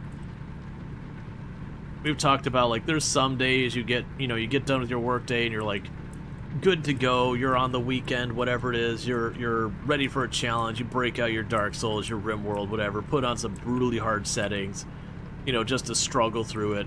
And then there's other days you get home from work, you're exhausted, you're not ready for sleep yet, but like, you're out of spoons, you just want to hang out, relax, and all that.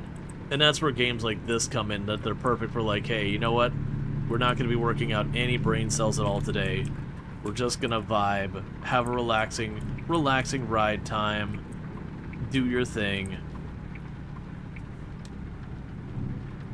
Like, it's good to have games in both those different camps.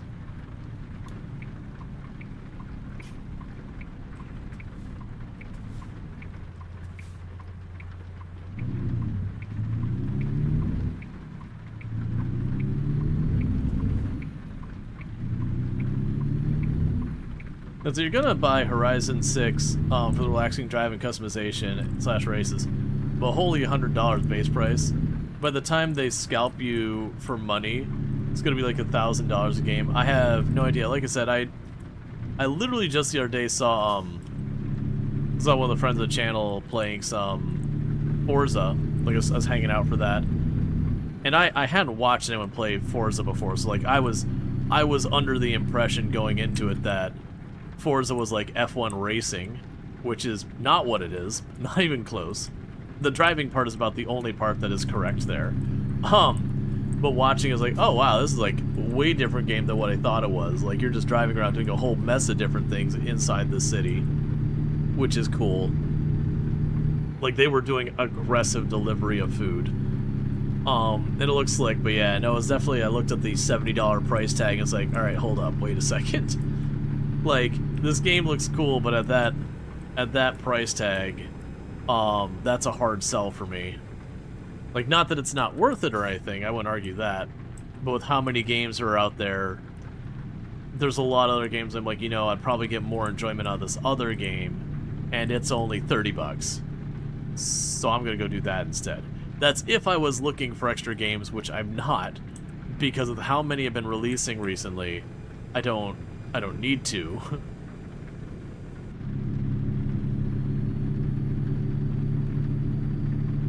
Like, there's so many games dropping, and the backlog grows. Would you make your mind up on these speed limits?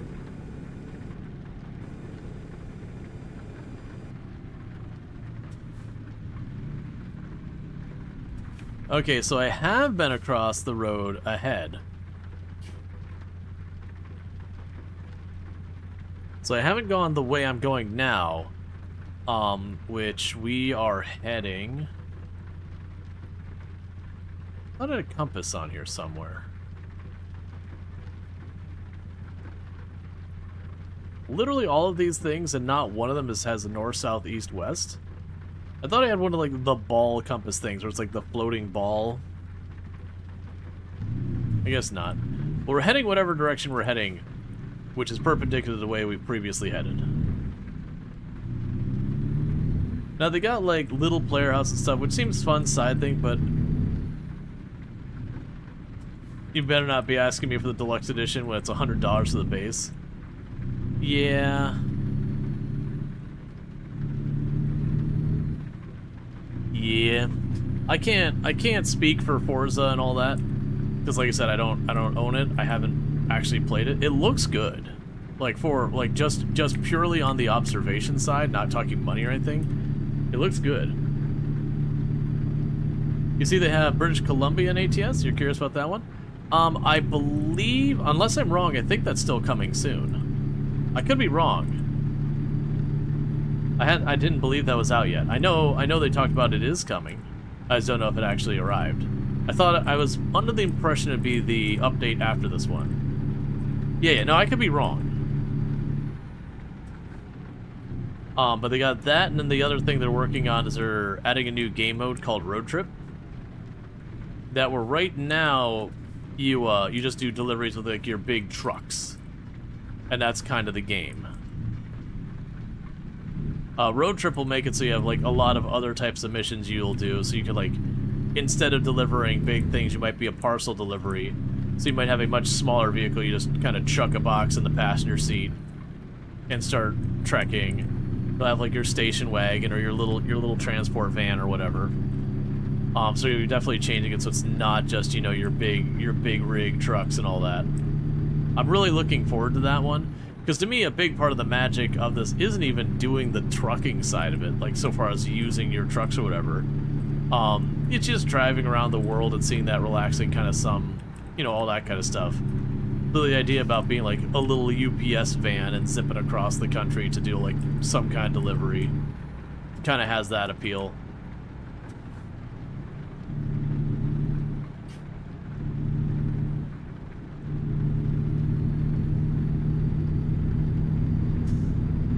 Let's see, you know some die-hard Forza fans? But Horizon, the map is good, but in 2 weeks it'll be an online desert. I'm assuming you're saying like people won't be logging in anymore? Like they'll just be, the player base will drop off? Because I haven't been paying attention. It's like Horizon's the new one. Because when I was looking at it, I was like, oh, Forza 6 or whatever. I just assumed biggest number was newest, which is not a safe assumption. Yeah, that's the same thing.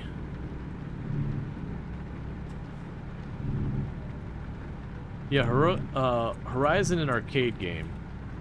Replay is boring? Okay.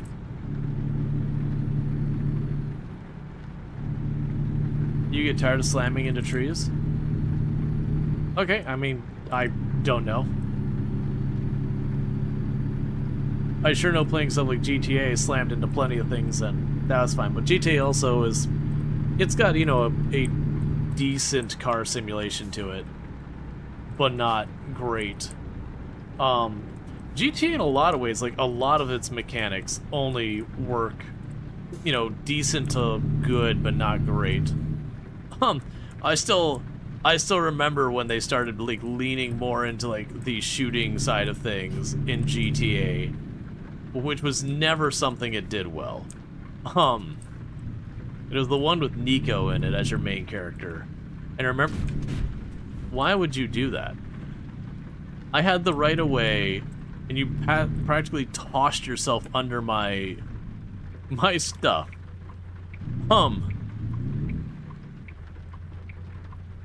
Like, there was no stop sign, there was no stop light. The car's like, well, I'm a-going. What do you mean? What do you mean there's a big rig going down the road at like 40 miles an hour and I'm cutting it off and that's a bad idea?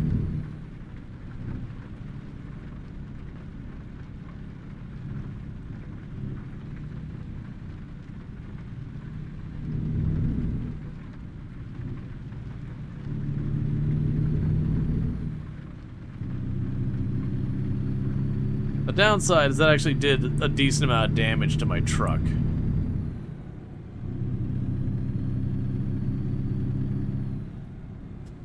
You fix a mess with the cars in real life. You don't need Die Hard in your game. Well, yeah. No, absolutely.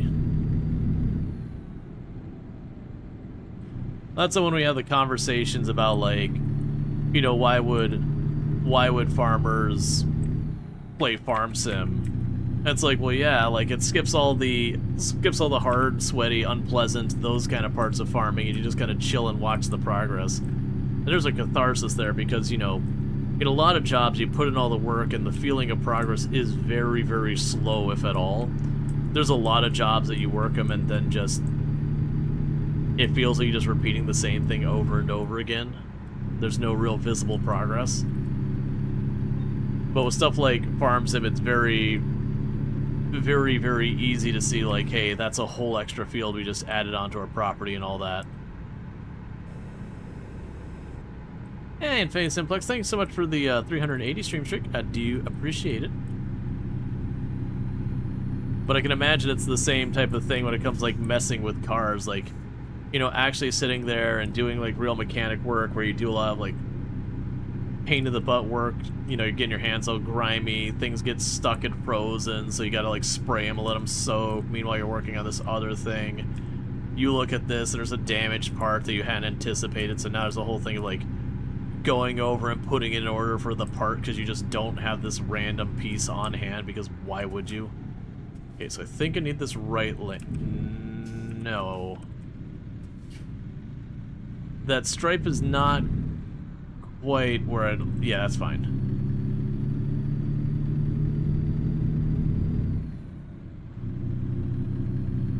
Back there where this lane on my left is wasn't as noticeable, and I was like, you know, is this just not lined up? It looks fine here, but like the one lane goes higher, so it wasn't very visible. I was like, is this something wrong with this? You start a game on hard mode in Farm Sim 25, it's painful, you kind of regret it. I mean, just talking hard economy. Hard economy only really affects stuff at the very beginning. I think you can actually change your settings back after you start too, if I remember correctly. Yeah, I'm pretty sure while you're playing Farm Sim, I'm pretty sure you can go into your game settings and change your economy and stuff anytime. Yeah, but that's fair. Yeah, like I said, for me with like the hard economy, it's mostly only an early game thing. Like, yeah, you are getting paid less as you're doing your work, but once you get like your production lines up and running, the money comes fast enough that even like the hardest settings are pretty minuscule. The early game can be slow and kind of rough. You love feeling though when you start to progress well with those kind of things? Yeah. Well, that's kind of the big thing for me, why I like so many games and they're like kind of hard, slow burn settings, is I just genuinely find it way more satisfying that when you get that next piece of progress, it means more meaningful. Now, there's definitely times in games where it's just straight up tedious. There's definitely stuff to say about that.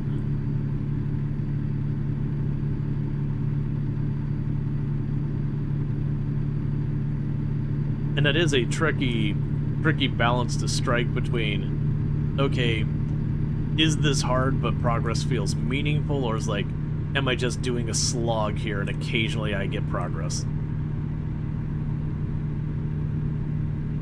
And the line between those is very subjective and very fuzzy. Yeah, no, in that last town, I was cutting across and I had just a car pull out in front of me and just got clobbered. Like, I didn't run a stop sign or a light or anything. It's just going across and the car just pulled out. It's like, well, I'm going 40, man. Like, I can only brake so fast.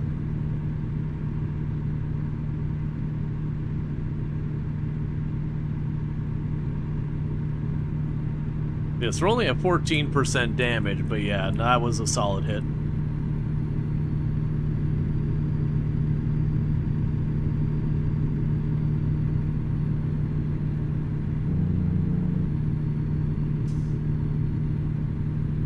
This means attention. Oh yeah, no, the game, like, I mean, you look at the dashboard, even ignoring the check engine, I have 4 different indicators going. I've got, like, the maintenance indicator, I'm not sure what that second one is supposed to be. I think it's a circle with an exclamation mark.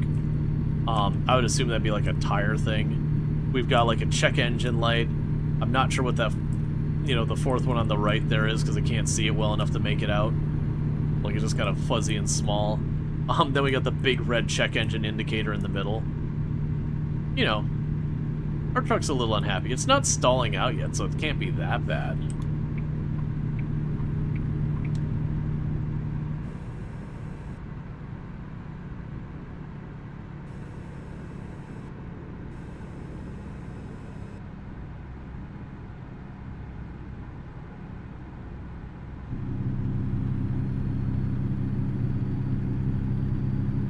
Looks like a brake light, the second one.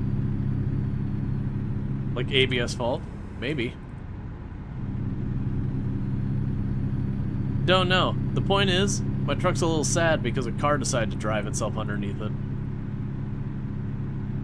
And this isn't even me memeing like, you know, I just smashed through a car and like blaming it as like, very genuinely, the car cut me off while I was going down the highway at 40. And it's like, well... yeah, it's running, not our problem. You see this job? I'm not being paid to be a mechanic. I'm paid to get cargo from A to B. What happens between that, like what happens at the garage when I get back, that's a mechanic's problem. And I guess technically my wallet's problem. But either way, it's not my immediate problem. What is my immediate problem is I've got 2 semis riding side by side here, 10 below the speed limit. That is my problem.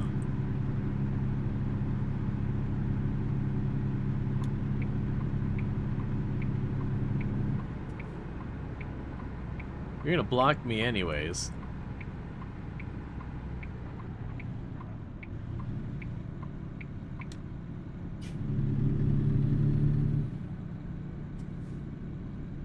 This whole lodge thing going on here.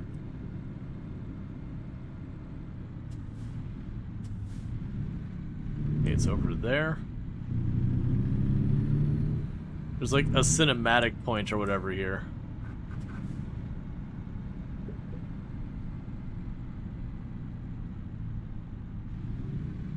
Let's get some cinematic going on.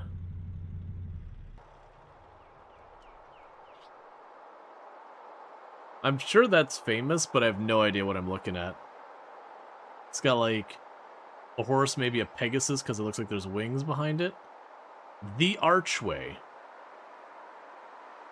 Alright, I mean, it is.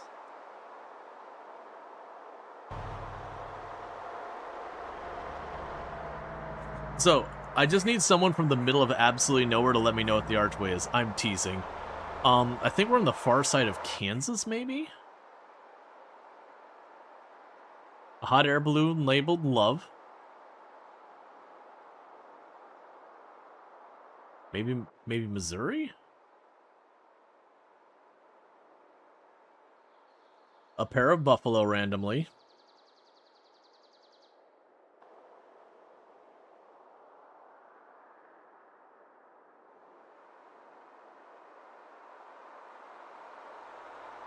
I'm guessing that's supposed to be a Pegasus.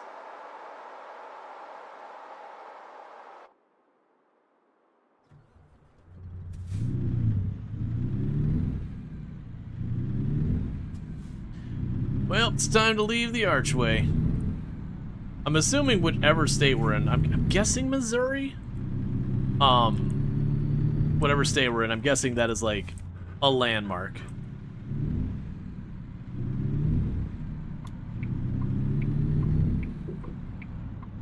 Like something like it's, you know, the state border between Missouri and someplace else or something like that.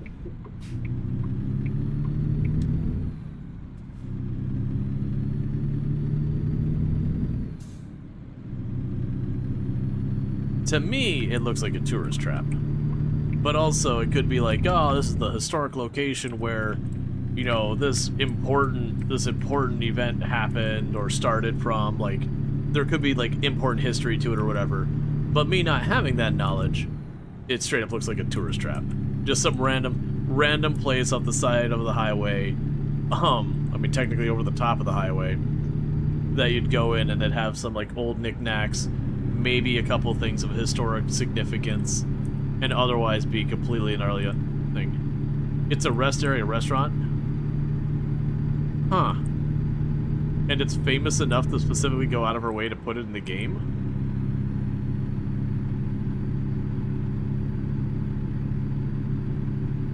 Like, is there something noteworthy about it? They're pretty prevalent in the Midwest.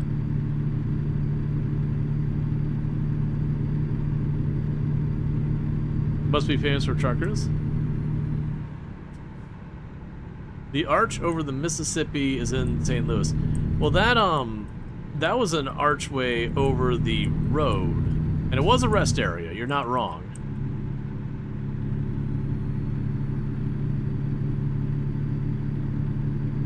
I was just trying to figure out, like, what about that specific rest area made it, like, big enough a deal that one got a whole cinematic versus, like, there's just a rest area right here.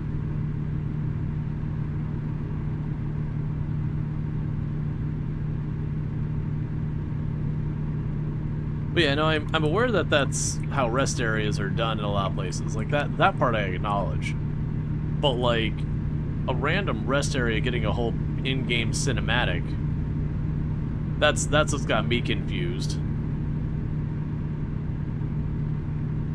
Like, don't get me wrong, I do understand there's, like, you get to the Midwest and, interesting things can be a little sparse from mile after mile after mile after mile after mile of, like, farmland and maybe wooded area.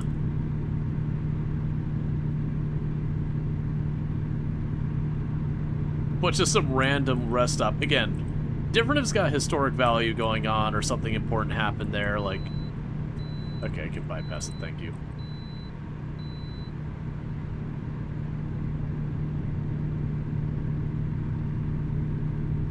Yeah, because I don't...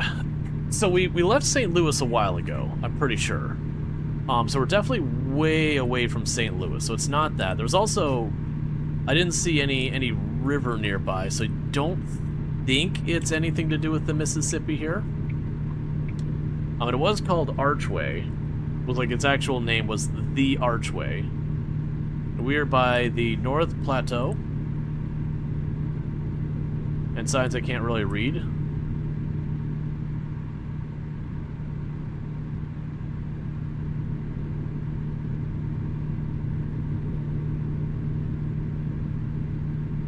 Is it plateau or platee?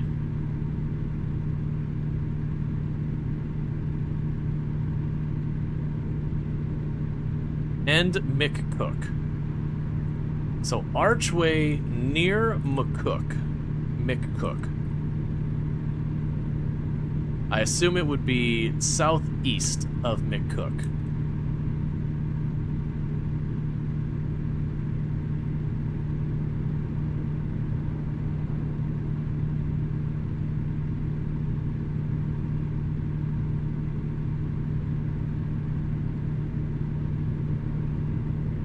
We've gone about 2/3 of our journey so far.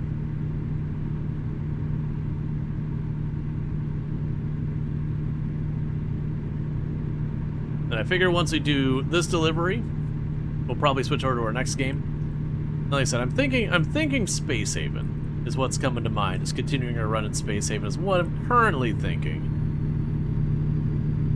Because we have been doing a lot of farm sim recently, so while I really enjoy farm sim, I do think I want to not go way too overindulgent. It feels like one to keep in the back pocket to break out from time to time. We've been breaking around out just about any day I don't know what I'm doing, we've been just popping that out, which is fine. But it's definitely, you get a little nervous about overplaying a game as a content creator, unless it's like your game you play on your channel. you know, you want to make sure to mix in variety, so your variety channel is actually variety and not pretend variety.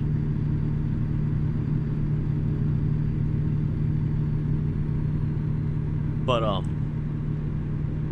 yeah, because we did the DLC for 2 Point, we already finished everything in it. We did yesterday and the day before, we did man, my brain is not braining today. Hotel Architect, that's what I was thinking. We did Hotel Architect. The Nitro Neo, or Nitro Gen Omega, had a lot of fun with that. I do think that's fun for something different. I'm still not super convinced I should do a ton of that or anything like that. Because it is very much outside the normal of the channel, and it does feel like the kind of game that once you fall a couple streams behind, trying to figure out what the heck's going on is tough. It also feels like a lot of the combat, it wouldn't get repetitive in the sense from, like, me playing it. I think it'd get repetitive from watching it, because you'd see me set up the fight and, you know, do it the same way again and again in a lot of cases. I think the Hotel Architect map you did, something that comes with the base game, yeah, everything, like Hotel Architect went 1.0 this past week. That's the big thing. So everything in Hotel Architect is base game, not DLC. There were, like, holiday seasonal stuff I had turned on, but that's not DLC either. That just came with the game as well, but it is optional. You can turn it on and off. I know they're intending on doing DLC, but thus far we haven't really had much of that there.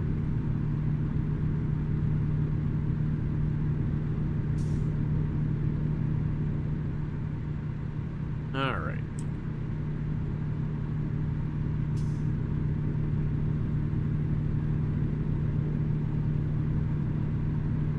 We're not in the, like right now we're in the hillier part. When we start getting a little bit farther in, crossing, we should see this change from being a lot of hills to being very, very flat. Just like really, really flat. Just flat and farms.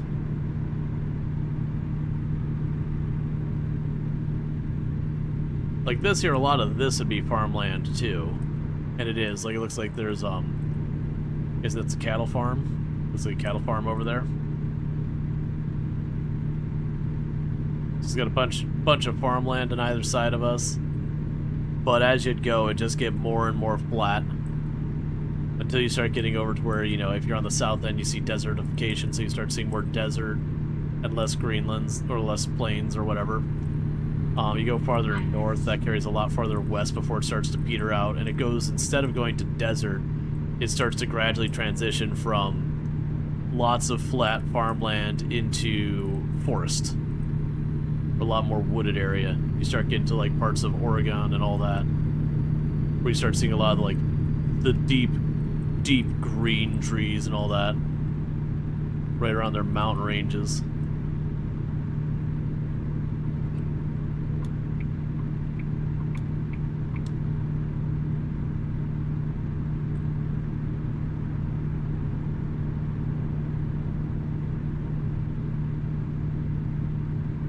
And this would be very indicative about what a lot of the middle states are like, where you just have a highway, you'd occasionally have the different buildings off the side of the road for like your farms, your support stuff, you'd have the occasional little town here and there. You know, the town would have, you know, its local diner, a couple other restaurants or whatever. But usually not a whole lot going on. That archway looks like the Archway Museum in Kearney, Nebraska. Gosh, I didn't think I was going to Nebraska, but that sounds like something you'd potentially make a cinematic about. I could see a museum having that. Are you telling me my employee was unable to find work despite the fact that I'm paying them? Sir, I am going to need you to try harder.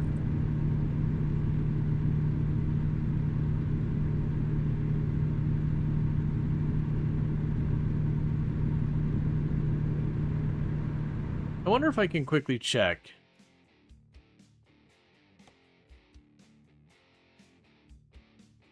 Yeah, so it's on I-80. Yeah, I mean, we're on I-80. With as dense as these roads are, I cannot recognize... Oh, no, this... You know what? We are in Nebraska, I believe. Well... Oh, man.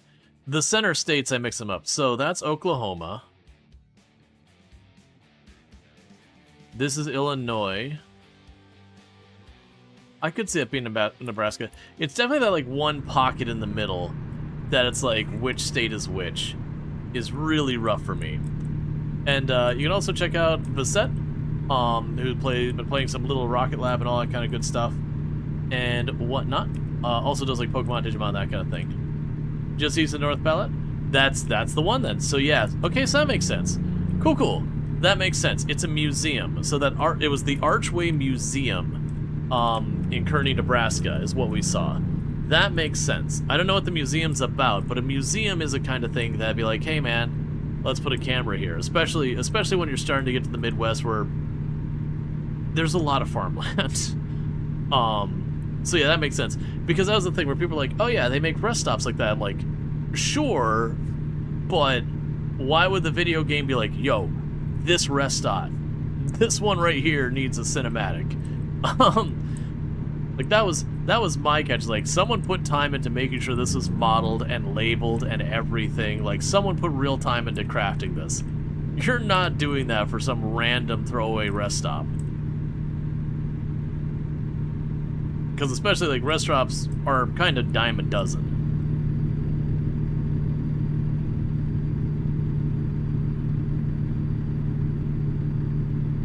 But yeah, being a museum makes sense why they would do that.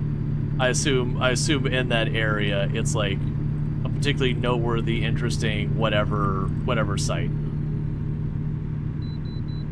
Welcome to South Dakota. And my first experience with South Dakota is that they immediately wanted to go to Way Station. So based on my one and only tiny experience with South Dakota, it is definitely negative. I definitely now officially hate this place because why would they make me do this? Because of 100% of my South Dakotian experiences, it has been a negative. They're very clearly bureaucratic. Bunch of pencil pushers. Imagine the gameplay plays a full cinematic every time you pass a Buc-ee's. Yeah, that's kind of what I was thinking in my head. I mean, at least like a Buc-ee's, you could be like, okay, well this is the first Buc-ee's, and then, you know, you'd pull it up and it'd have the cinematic, and then it would be like sponsored by Buc-ee's. Hashtag ad. Hey, John, thank you so much for the raid. I hope you had yourself a good stream and all that stuff, having fun playing your music, coming up with all that stuff and everything. Welcome. And for those who don't know Jonathan Ong, absolutely fantastic content creator. Highly, highly, highly recommend. But does play a bunch of the music on her channel. Now, to be clear, doesn't just play music. You know, that's impressive enough on its own right. But in a step over that, we'll actually go... They're quite naughty, so they sent them here. I see. So do I need to get the paddle? Should I get the one with the drills in it though? You know, you gotta get, you know, get some nice swing, turn down the air resistance a little bit. But yeah. So yeah, for those who haven't checked out Jonathan Ong, absolutely fantastic. Highly, highly, highly recommend. Just like, we'll sit down and have a whole thing where like, okay, we want you, John, to play this song. It doesn't just, you know, pull up songs they know from a like restricted playlist and just kind of playing and all that kind of stuff. Takes it a step farther and we're like, we'll take a song that they've never heard before, and over the course of like the next half hour or so, get to the point where they can play it themselves and all that. And very, very, very impressive level of talent.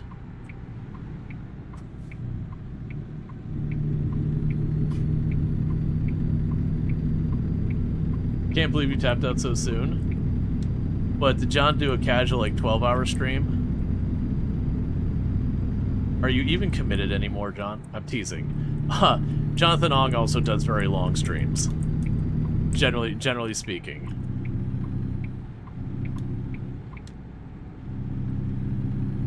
Okay. But, let's see. King Powder Drill, they'll like that. Oh, right. Right. Right, gotta consider the audience. Yeah, that's not a good threat. But yeah, 12 hours. Shorter than the last stream. But yeah, again, can't recommend John enough. But for everyone popping in here, I am Rual Storge. I do play a variety of games here on Twitch. Today we're doing a little bit of American Truck Sim. We're actually getting ready to probably switch over to Space Haven pretty soon. But we're doing some American Truck Simulator, which is a nice, chill trucking game where you drive across places. There's like both a European one and an American one. So right now we're going across Nebraska, and you can tell that by farm. I mean, there's actually a town there, but just pretend that's a farm so that my point still stands. Oh no, I'm sorry, I'm lying. We're in South Dakota. We were in Nebraska.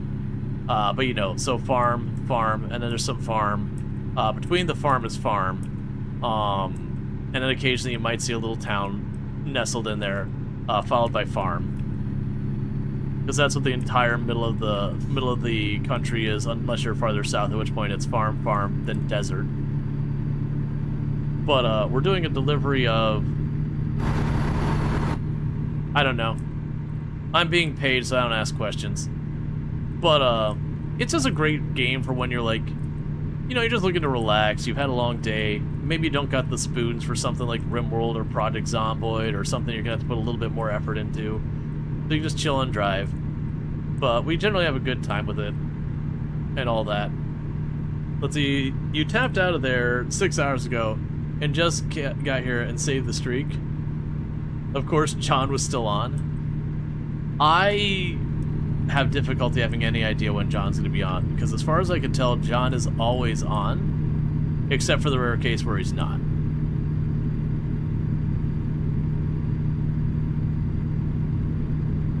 Where's John and why leave you? I believe John's still here. I mean, granted, he might need to raid and run and take care of himself and all that. I guess we'll allow it.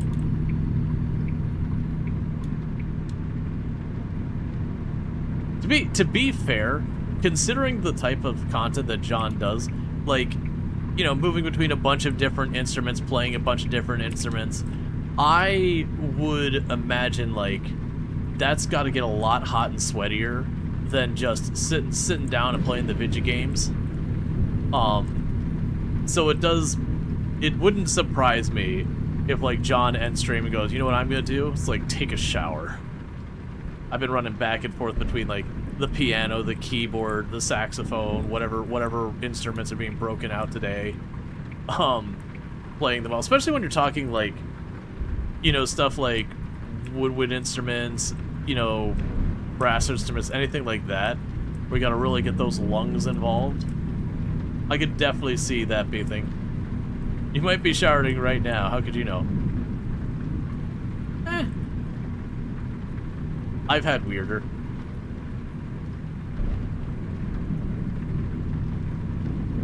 I low-key really like Drongo's bit redeem for, hi, I'm Jonathan Ong. I play music. And then just like hammering away on a piano, just completely discordant. Especially with how talented John actually is. It's showering the game right now? Yeah, the truck is getting a shower as we speak. Oh, and he's like, I like ponies. Yep. To be clear, John's got a really cool setup. Like, turns on stuff so while he's playing pianos, they got like these lasers coming out of the pianos and all sorts of really, really cool stuff. It is a really slick setup. Like, there's clearly a lot of effort and passion put into that.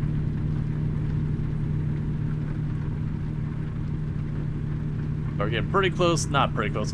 We're getting relatively close to getting this delivery done. Like I said, I think the plan after this delivery is we're probably going to switch over to Space Haven. For those who haven't seen Space Haven, it's kind of like RimWorld in space. So, like, basically, if you've seen RimWorld Odyssey, it's like that, but a little less cursed-ish, kind of, sort of, depending on your definition of curse. You're playing Spave Haven now? I don't know what Spave Haven is, but I do I do think it's good that people are spade neutering their cats since they hurt the environment. I'm assuming spave is just trying to say like spade at scale. Space Haven looks cool. Space Haven's fun. They were kind enough to sponsor us for the 1.0 release, and I had played it a bunch before that. But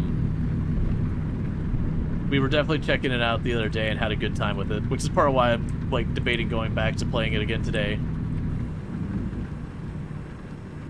But so you keep failing at Space Haven. Your main bottleneck is infra blocks and hull blocks.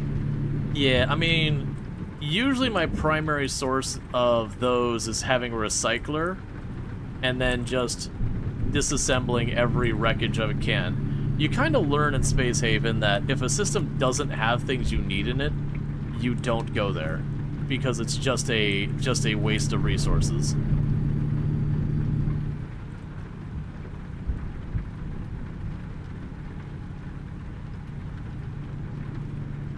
Spave Haven, the cat rescue cafe game. Joking you want out? There are or not specifically rescue, there are cat cafe games out there now. I haven't seen any that look particularly well done. I've seen some that actually looked relatively okay. To be clear, it's not something I've gone out of my way looking. There could be one that's genuinely excellent. But most of the ones I've seen have been just stuff that have been fired off into my email, and a lot of that you look at and go, ah, it's just generative AI the whole way down. Put that in the spam folder. Alright. We've had the whole conversation about like the sheer number of game keys getting fired across the bow right now with how ridiculous this whole season's been. Gen A has a blatant fact. Actually, I want to make one amendment to that. How dare you speak so poorly of blights? How dare you compare that to Gen AI? The blight's just blighting. It's just trying to live its best blight life. But no, yeah, no, it's definitely one of those things.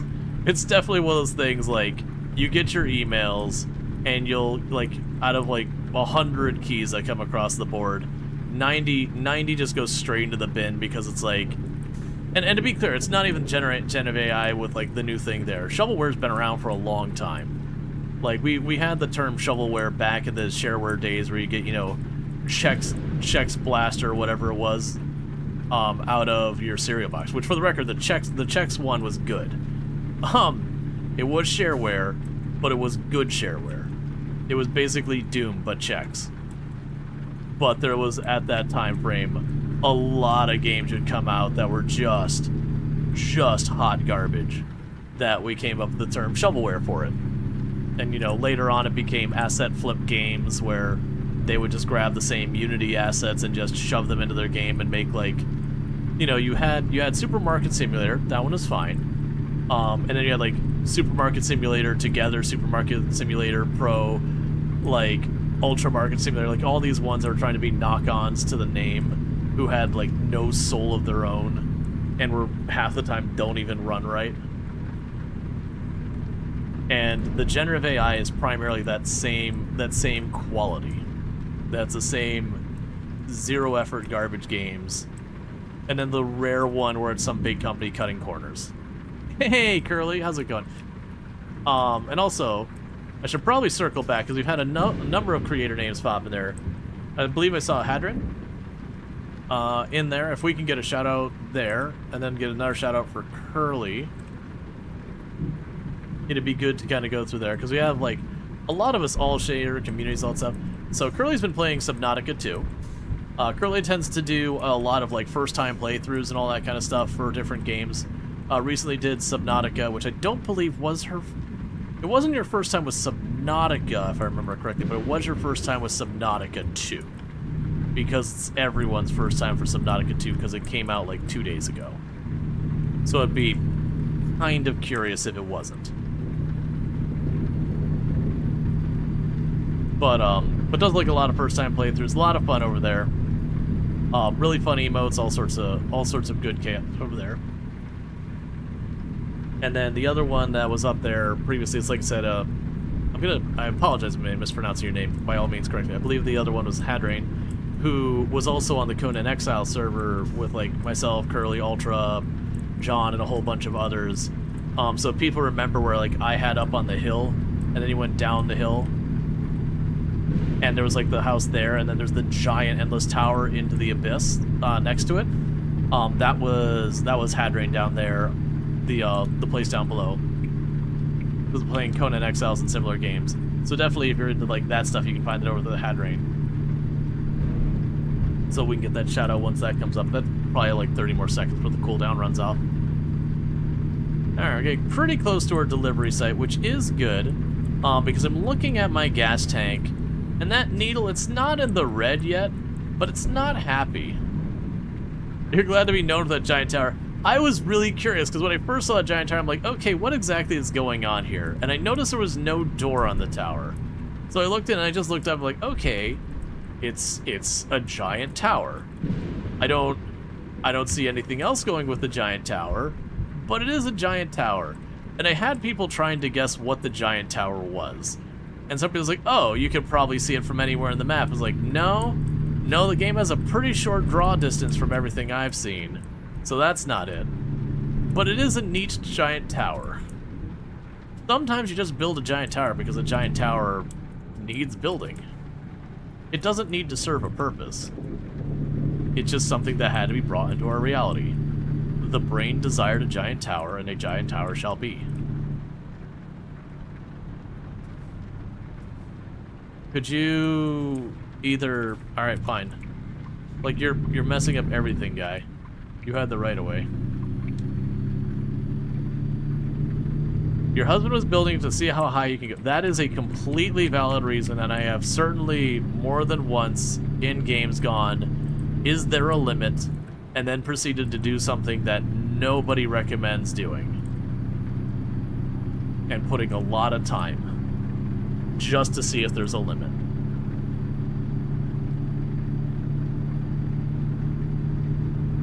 Did you miss the Ong raid?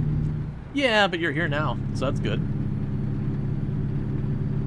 Yeah, so exactly. So like Hadrain was playing some Conan Exiles. I'm happy to see that server's been going so strong. It's definitely one of those things that, like, we're bouncing between a bunch of games lately. I definitely want to get more time into it. Unfortunately, the last time I played, I kind of was pretty salty because I put a whole lot of effort into it. Only to realize that the Rhino mount was locked behind DLC, and I didn't know it until I had the Rhino and I had everything. I was just trying to make the saddle and confused that the saddle that it said was on the saddle bench was not, and realized I needed to unlock another tech that was DLC blocked, and that just really sucked the wind out of my sails. We're running low on fuel. It's probably fine. And I still plan on potentially going back for more, but it's definitely one of those ones that, like, it kind of killed the mood that day. It's like, you know what? I'm gonna play a different game. Because otherwise, the rest of my stream is going to be me complaining about this. And that's not good for anybody. Yeah, no, you can still have it as a pet and all that. I did have people mention they might just have spare keys and all that stuff. Are you kind of going real fast for a truck? So I actually was going the speed limit there. There are definitely times in this game where, you know, speed limits are more speed suggestions. Because I have an entire empire of trucks who make me money, so literally my own deliveries just aren't significant compared to all of my workers. And so we'll just eat all the fines happening and I'll still make money. Alright. Why did my employee just lose me money? Why are my staff being terrible and not finding work? And we'll just cut the median.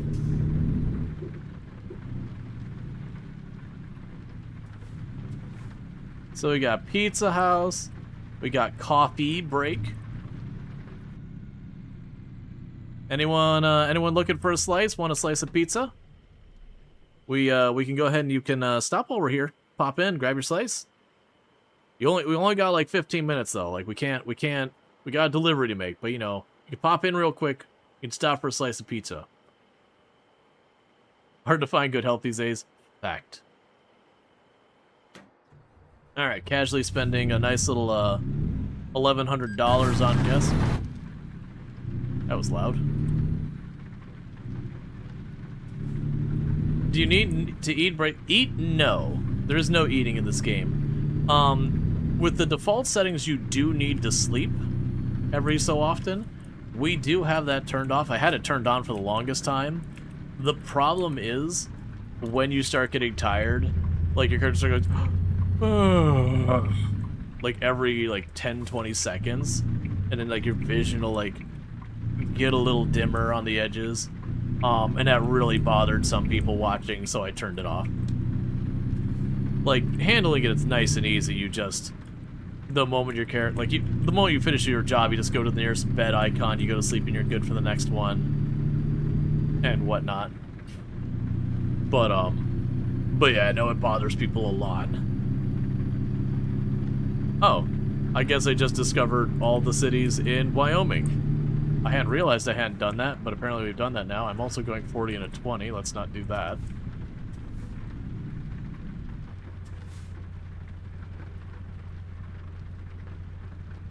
Alright.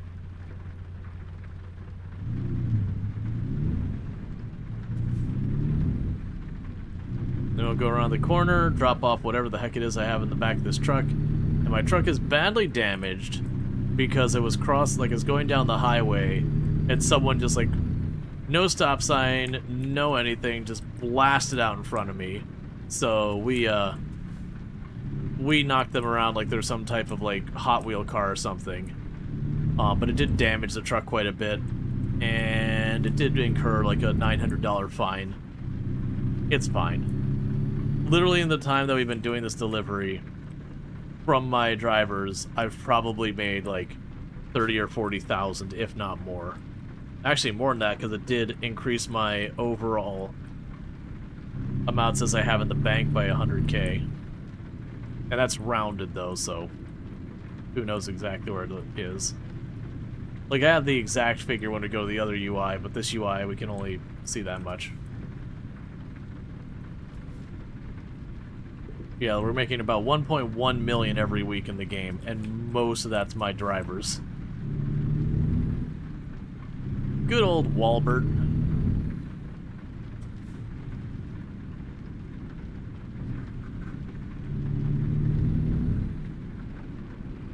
Alright, and of course, we're always going to do the incredibly advised thing here of where do you need it, the hardest parking setting you got. Looks like we're going to be tucked around the back.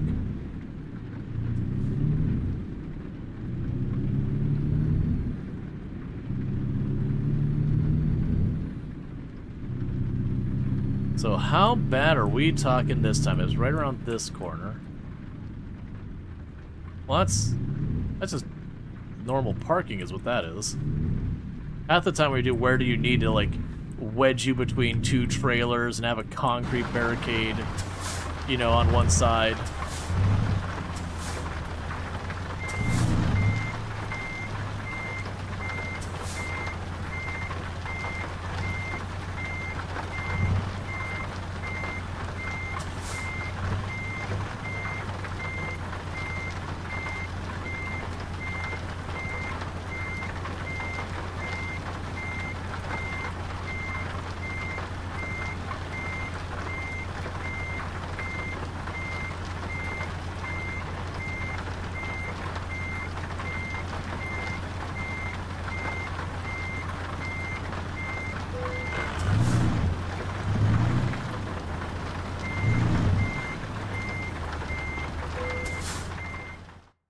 Oh, that's not the right button.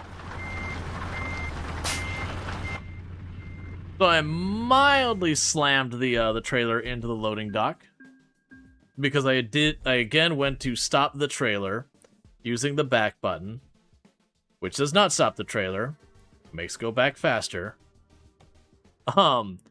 And that's not been great for a lot of those things. I've done that like 3 or 4 times a day that I go, okay, It's right about to be in the sweet spot. Let's stop it. Backs up real fast into the wall. Well, there you go. I do hate when I mess up my my gas pedal from my brakes.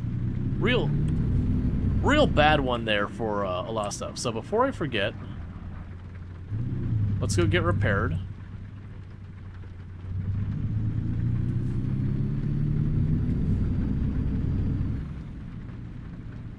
I believe I saw a repair shop just up here.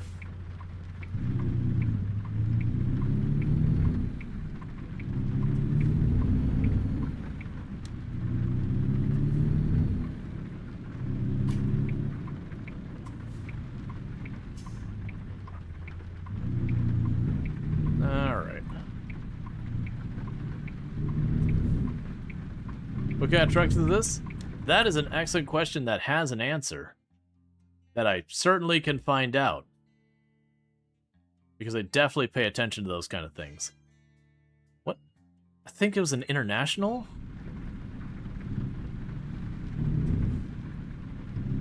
I'm pretty sure it's an international.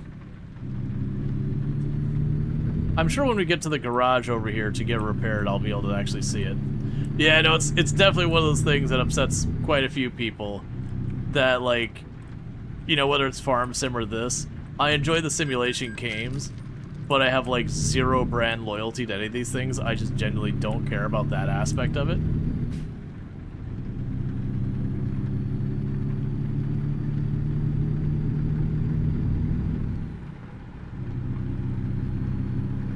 Alright. So it's not a rest stop here. So, where is a nearby repair shop?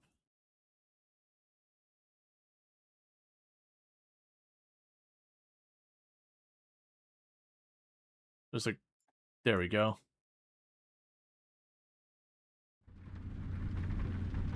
I just don't want to leave this thing unrepaired the next time I play, because I will forget about it, and things will get gradually worse. And now that we're not actually delivering anything, expect to see some fines building up.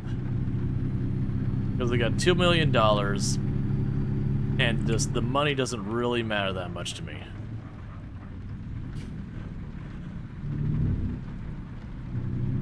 But yeah, no, this is custom paint. Like, yeah, so my last character just there just made me $17,000 while I'm doing nothing. So I don't have to worry about that stuff nearly as much.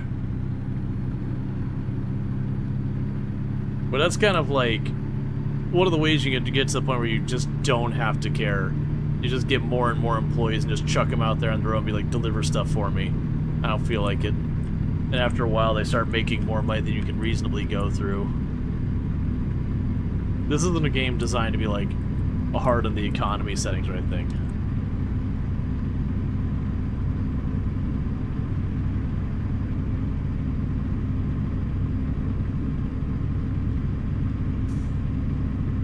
Oh, wait. I just need to go down there? Well, like heck am I driving the whole way around here?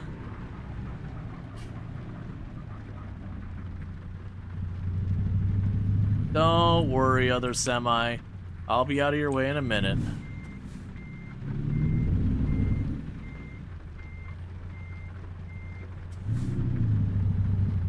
Wait, where's that pin going? 1 second. What? Oh. Never mind. An extra pin on my GPS. I do want to go this way. I was about to be like, why was the turn over here? I thought it was way farther along. That's because it was, and I must have misclicked and put a second pin down. That's fine. I was just about to go the wrong way down a on-ramp, but that's, you know, that's not necessary. You don't think this is legal? No, but like, we did all our serious driving legal, following, you know, doing things by the book and all that. We're just racing to go ahead and get repaired real fast. Then, like I said, we'll probably be switching over to Space Haven, I think will be the plan from there. Because, like I said, that could be kind of just chill times and all that. But that's the thing, when you watch people play, like, and you can turn off the fines and all that if you really want to. I haven't. So every once in a while, we'll pass a cop car going like 100 miles per hour and get a ticket. Which this isn't GTA, I can't just like drive away and if I manage to evade them, you know, not get the ticket. It's just instantaneous. Like there's no chase, there's no being pulled over. It's here like the whoop, and then it goes, you know, $100 or like $900 lost. Where I have no idea what the speeding ticket was off the top of my head. It's like right now we're going about 100 in a 75. So we're only about 25% over the speed limit in the rain.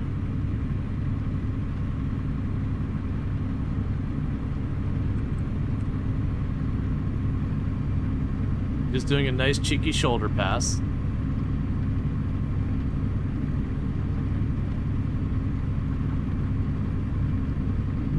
This is, when I end up playing this with people like Ultra and Sui and all that, this is usually how some of our last deliveries go. Like, the earlier deliveries were usually, like, you know, mostly driving safe and just doing our deliveries normally. But as the night goes on, usually things start to gradually degrade to, you know, Mad Max delivery.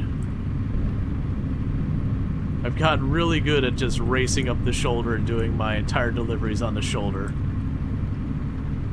It gets a little sketchy when you hit a bridge or something and the shoulder disappears real fast. You gotta pull into traffic when you might be alongside a bunch of other vehicles.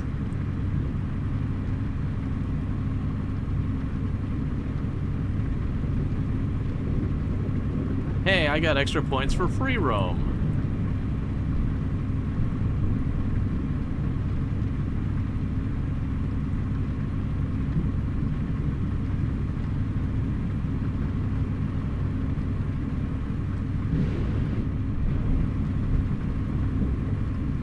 Holy wet overtake. Alright.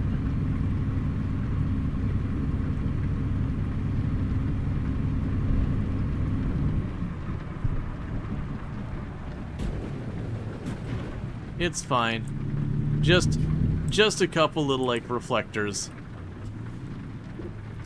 I had the brake held the entire time so I could make the turn, and it's just taking a little bit to go. Alright, the repair shop should be right over here. This is scary driving? Yeah, it's fine. What could possibly go wrong? And thank you for the follow. Welcome to the stream.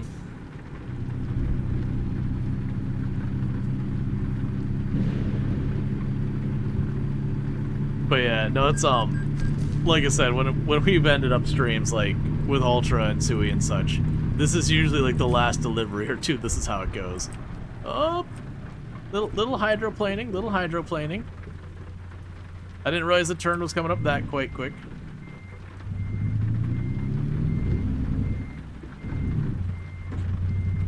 Pretty sure I just hit a small car off the road.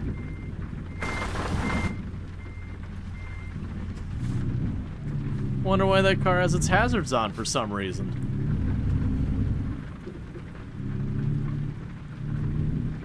Okay. Alright, so service. I will change this UI so it's throwing me off. So I can repair all and it costs me almost nothing. Or we can replace all, which gives me a much better repair. And it costs way more, but it's an utterly insignificant amount of money for me. Alright, so with that, what we're going to go ahead and do here is I'm going to save my game. I don't remember what any of these things are. Yeah, I think we've only been in the game for like 13 weeks. Alright, so let's go ahead and overwrite that. Because what's going to end up happening here is in just a minute we're going to be switching over to Space Haven. I've very much been enjoying this game. Oh, right. I forgot the company's name is We Like Money. Oh, that was made a long time ago. But yeah, so we've been hanging out with this. But yeah, so we're going to switch over to Space Haven here in a minute and all that stuff. Really fun game as well. Sort of RimWorld coded, but space. And the whole game is hanging now because it takes a moment to shut down. That is one negative about American Truck Simulator. When you boot it up, it's one of those games that holds your mouse right in the middle of the screen until it gets past its loading screen, which really sucks when you're doing content creation. So, you're booting up the game and trying to get OBS ready, and it grabs your mouse and holds it there, and you're like, oh, come on. Just let me have my mouse back. All right, so give me a moment. I'm going to switch over to Space Haven. And the other thing I'm going to do is I'm going to sneak off and use the restroom for just a minute here. But if you're watching over on the YouTube side, the stream will be coming down for just a minute for you while we switch games, because YouTube doesn't have a clean way to switch categories. So I'll see you all in a minute on the YouTube side. But let's go ahead and get Space Haven going here. So let's see. Space Haven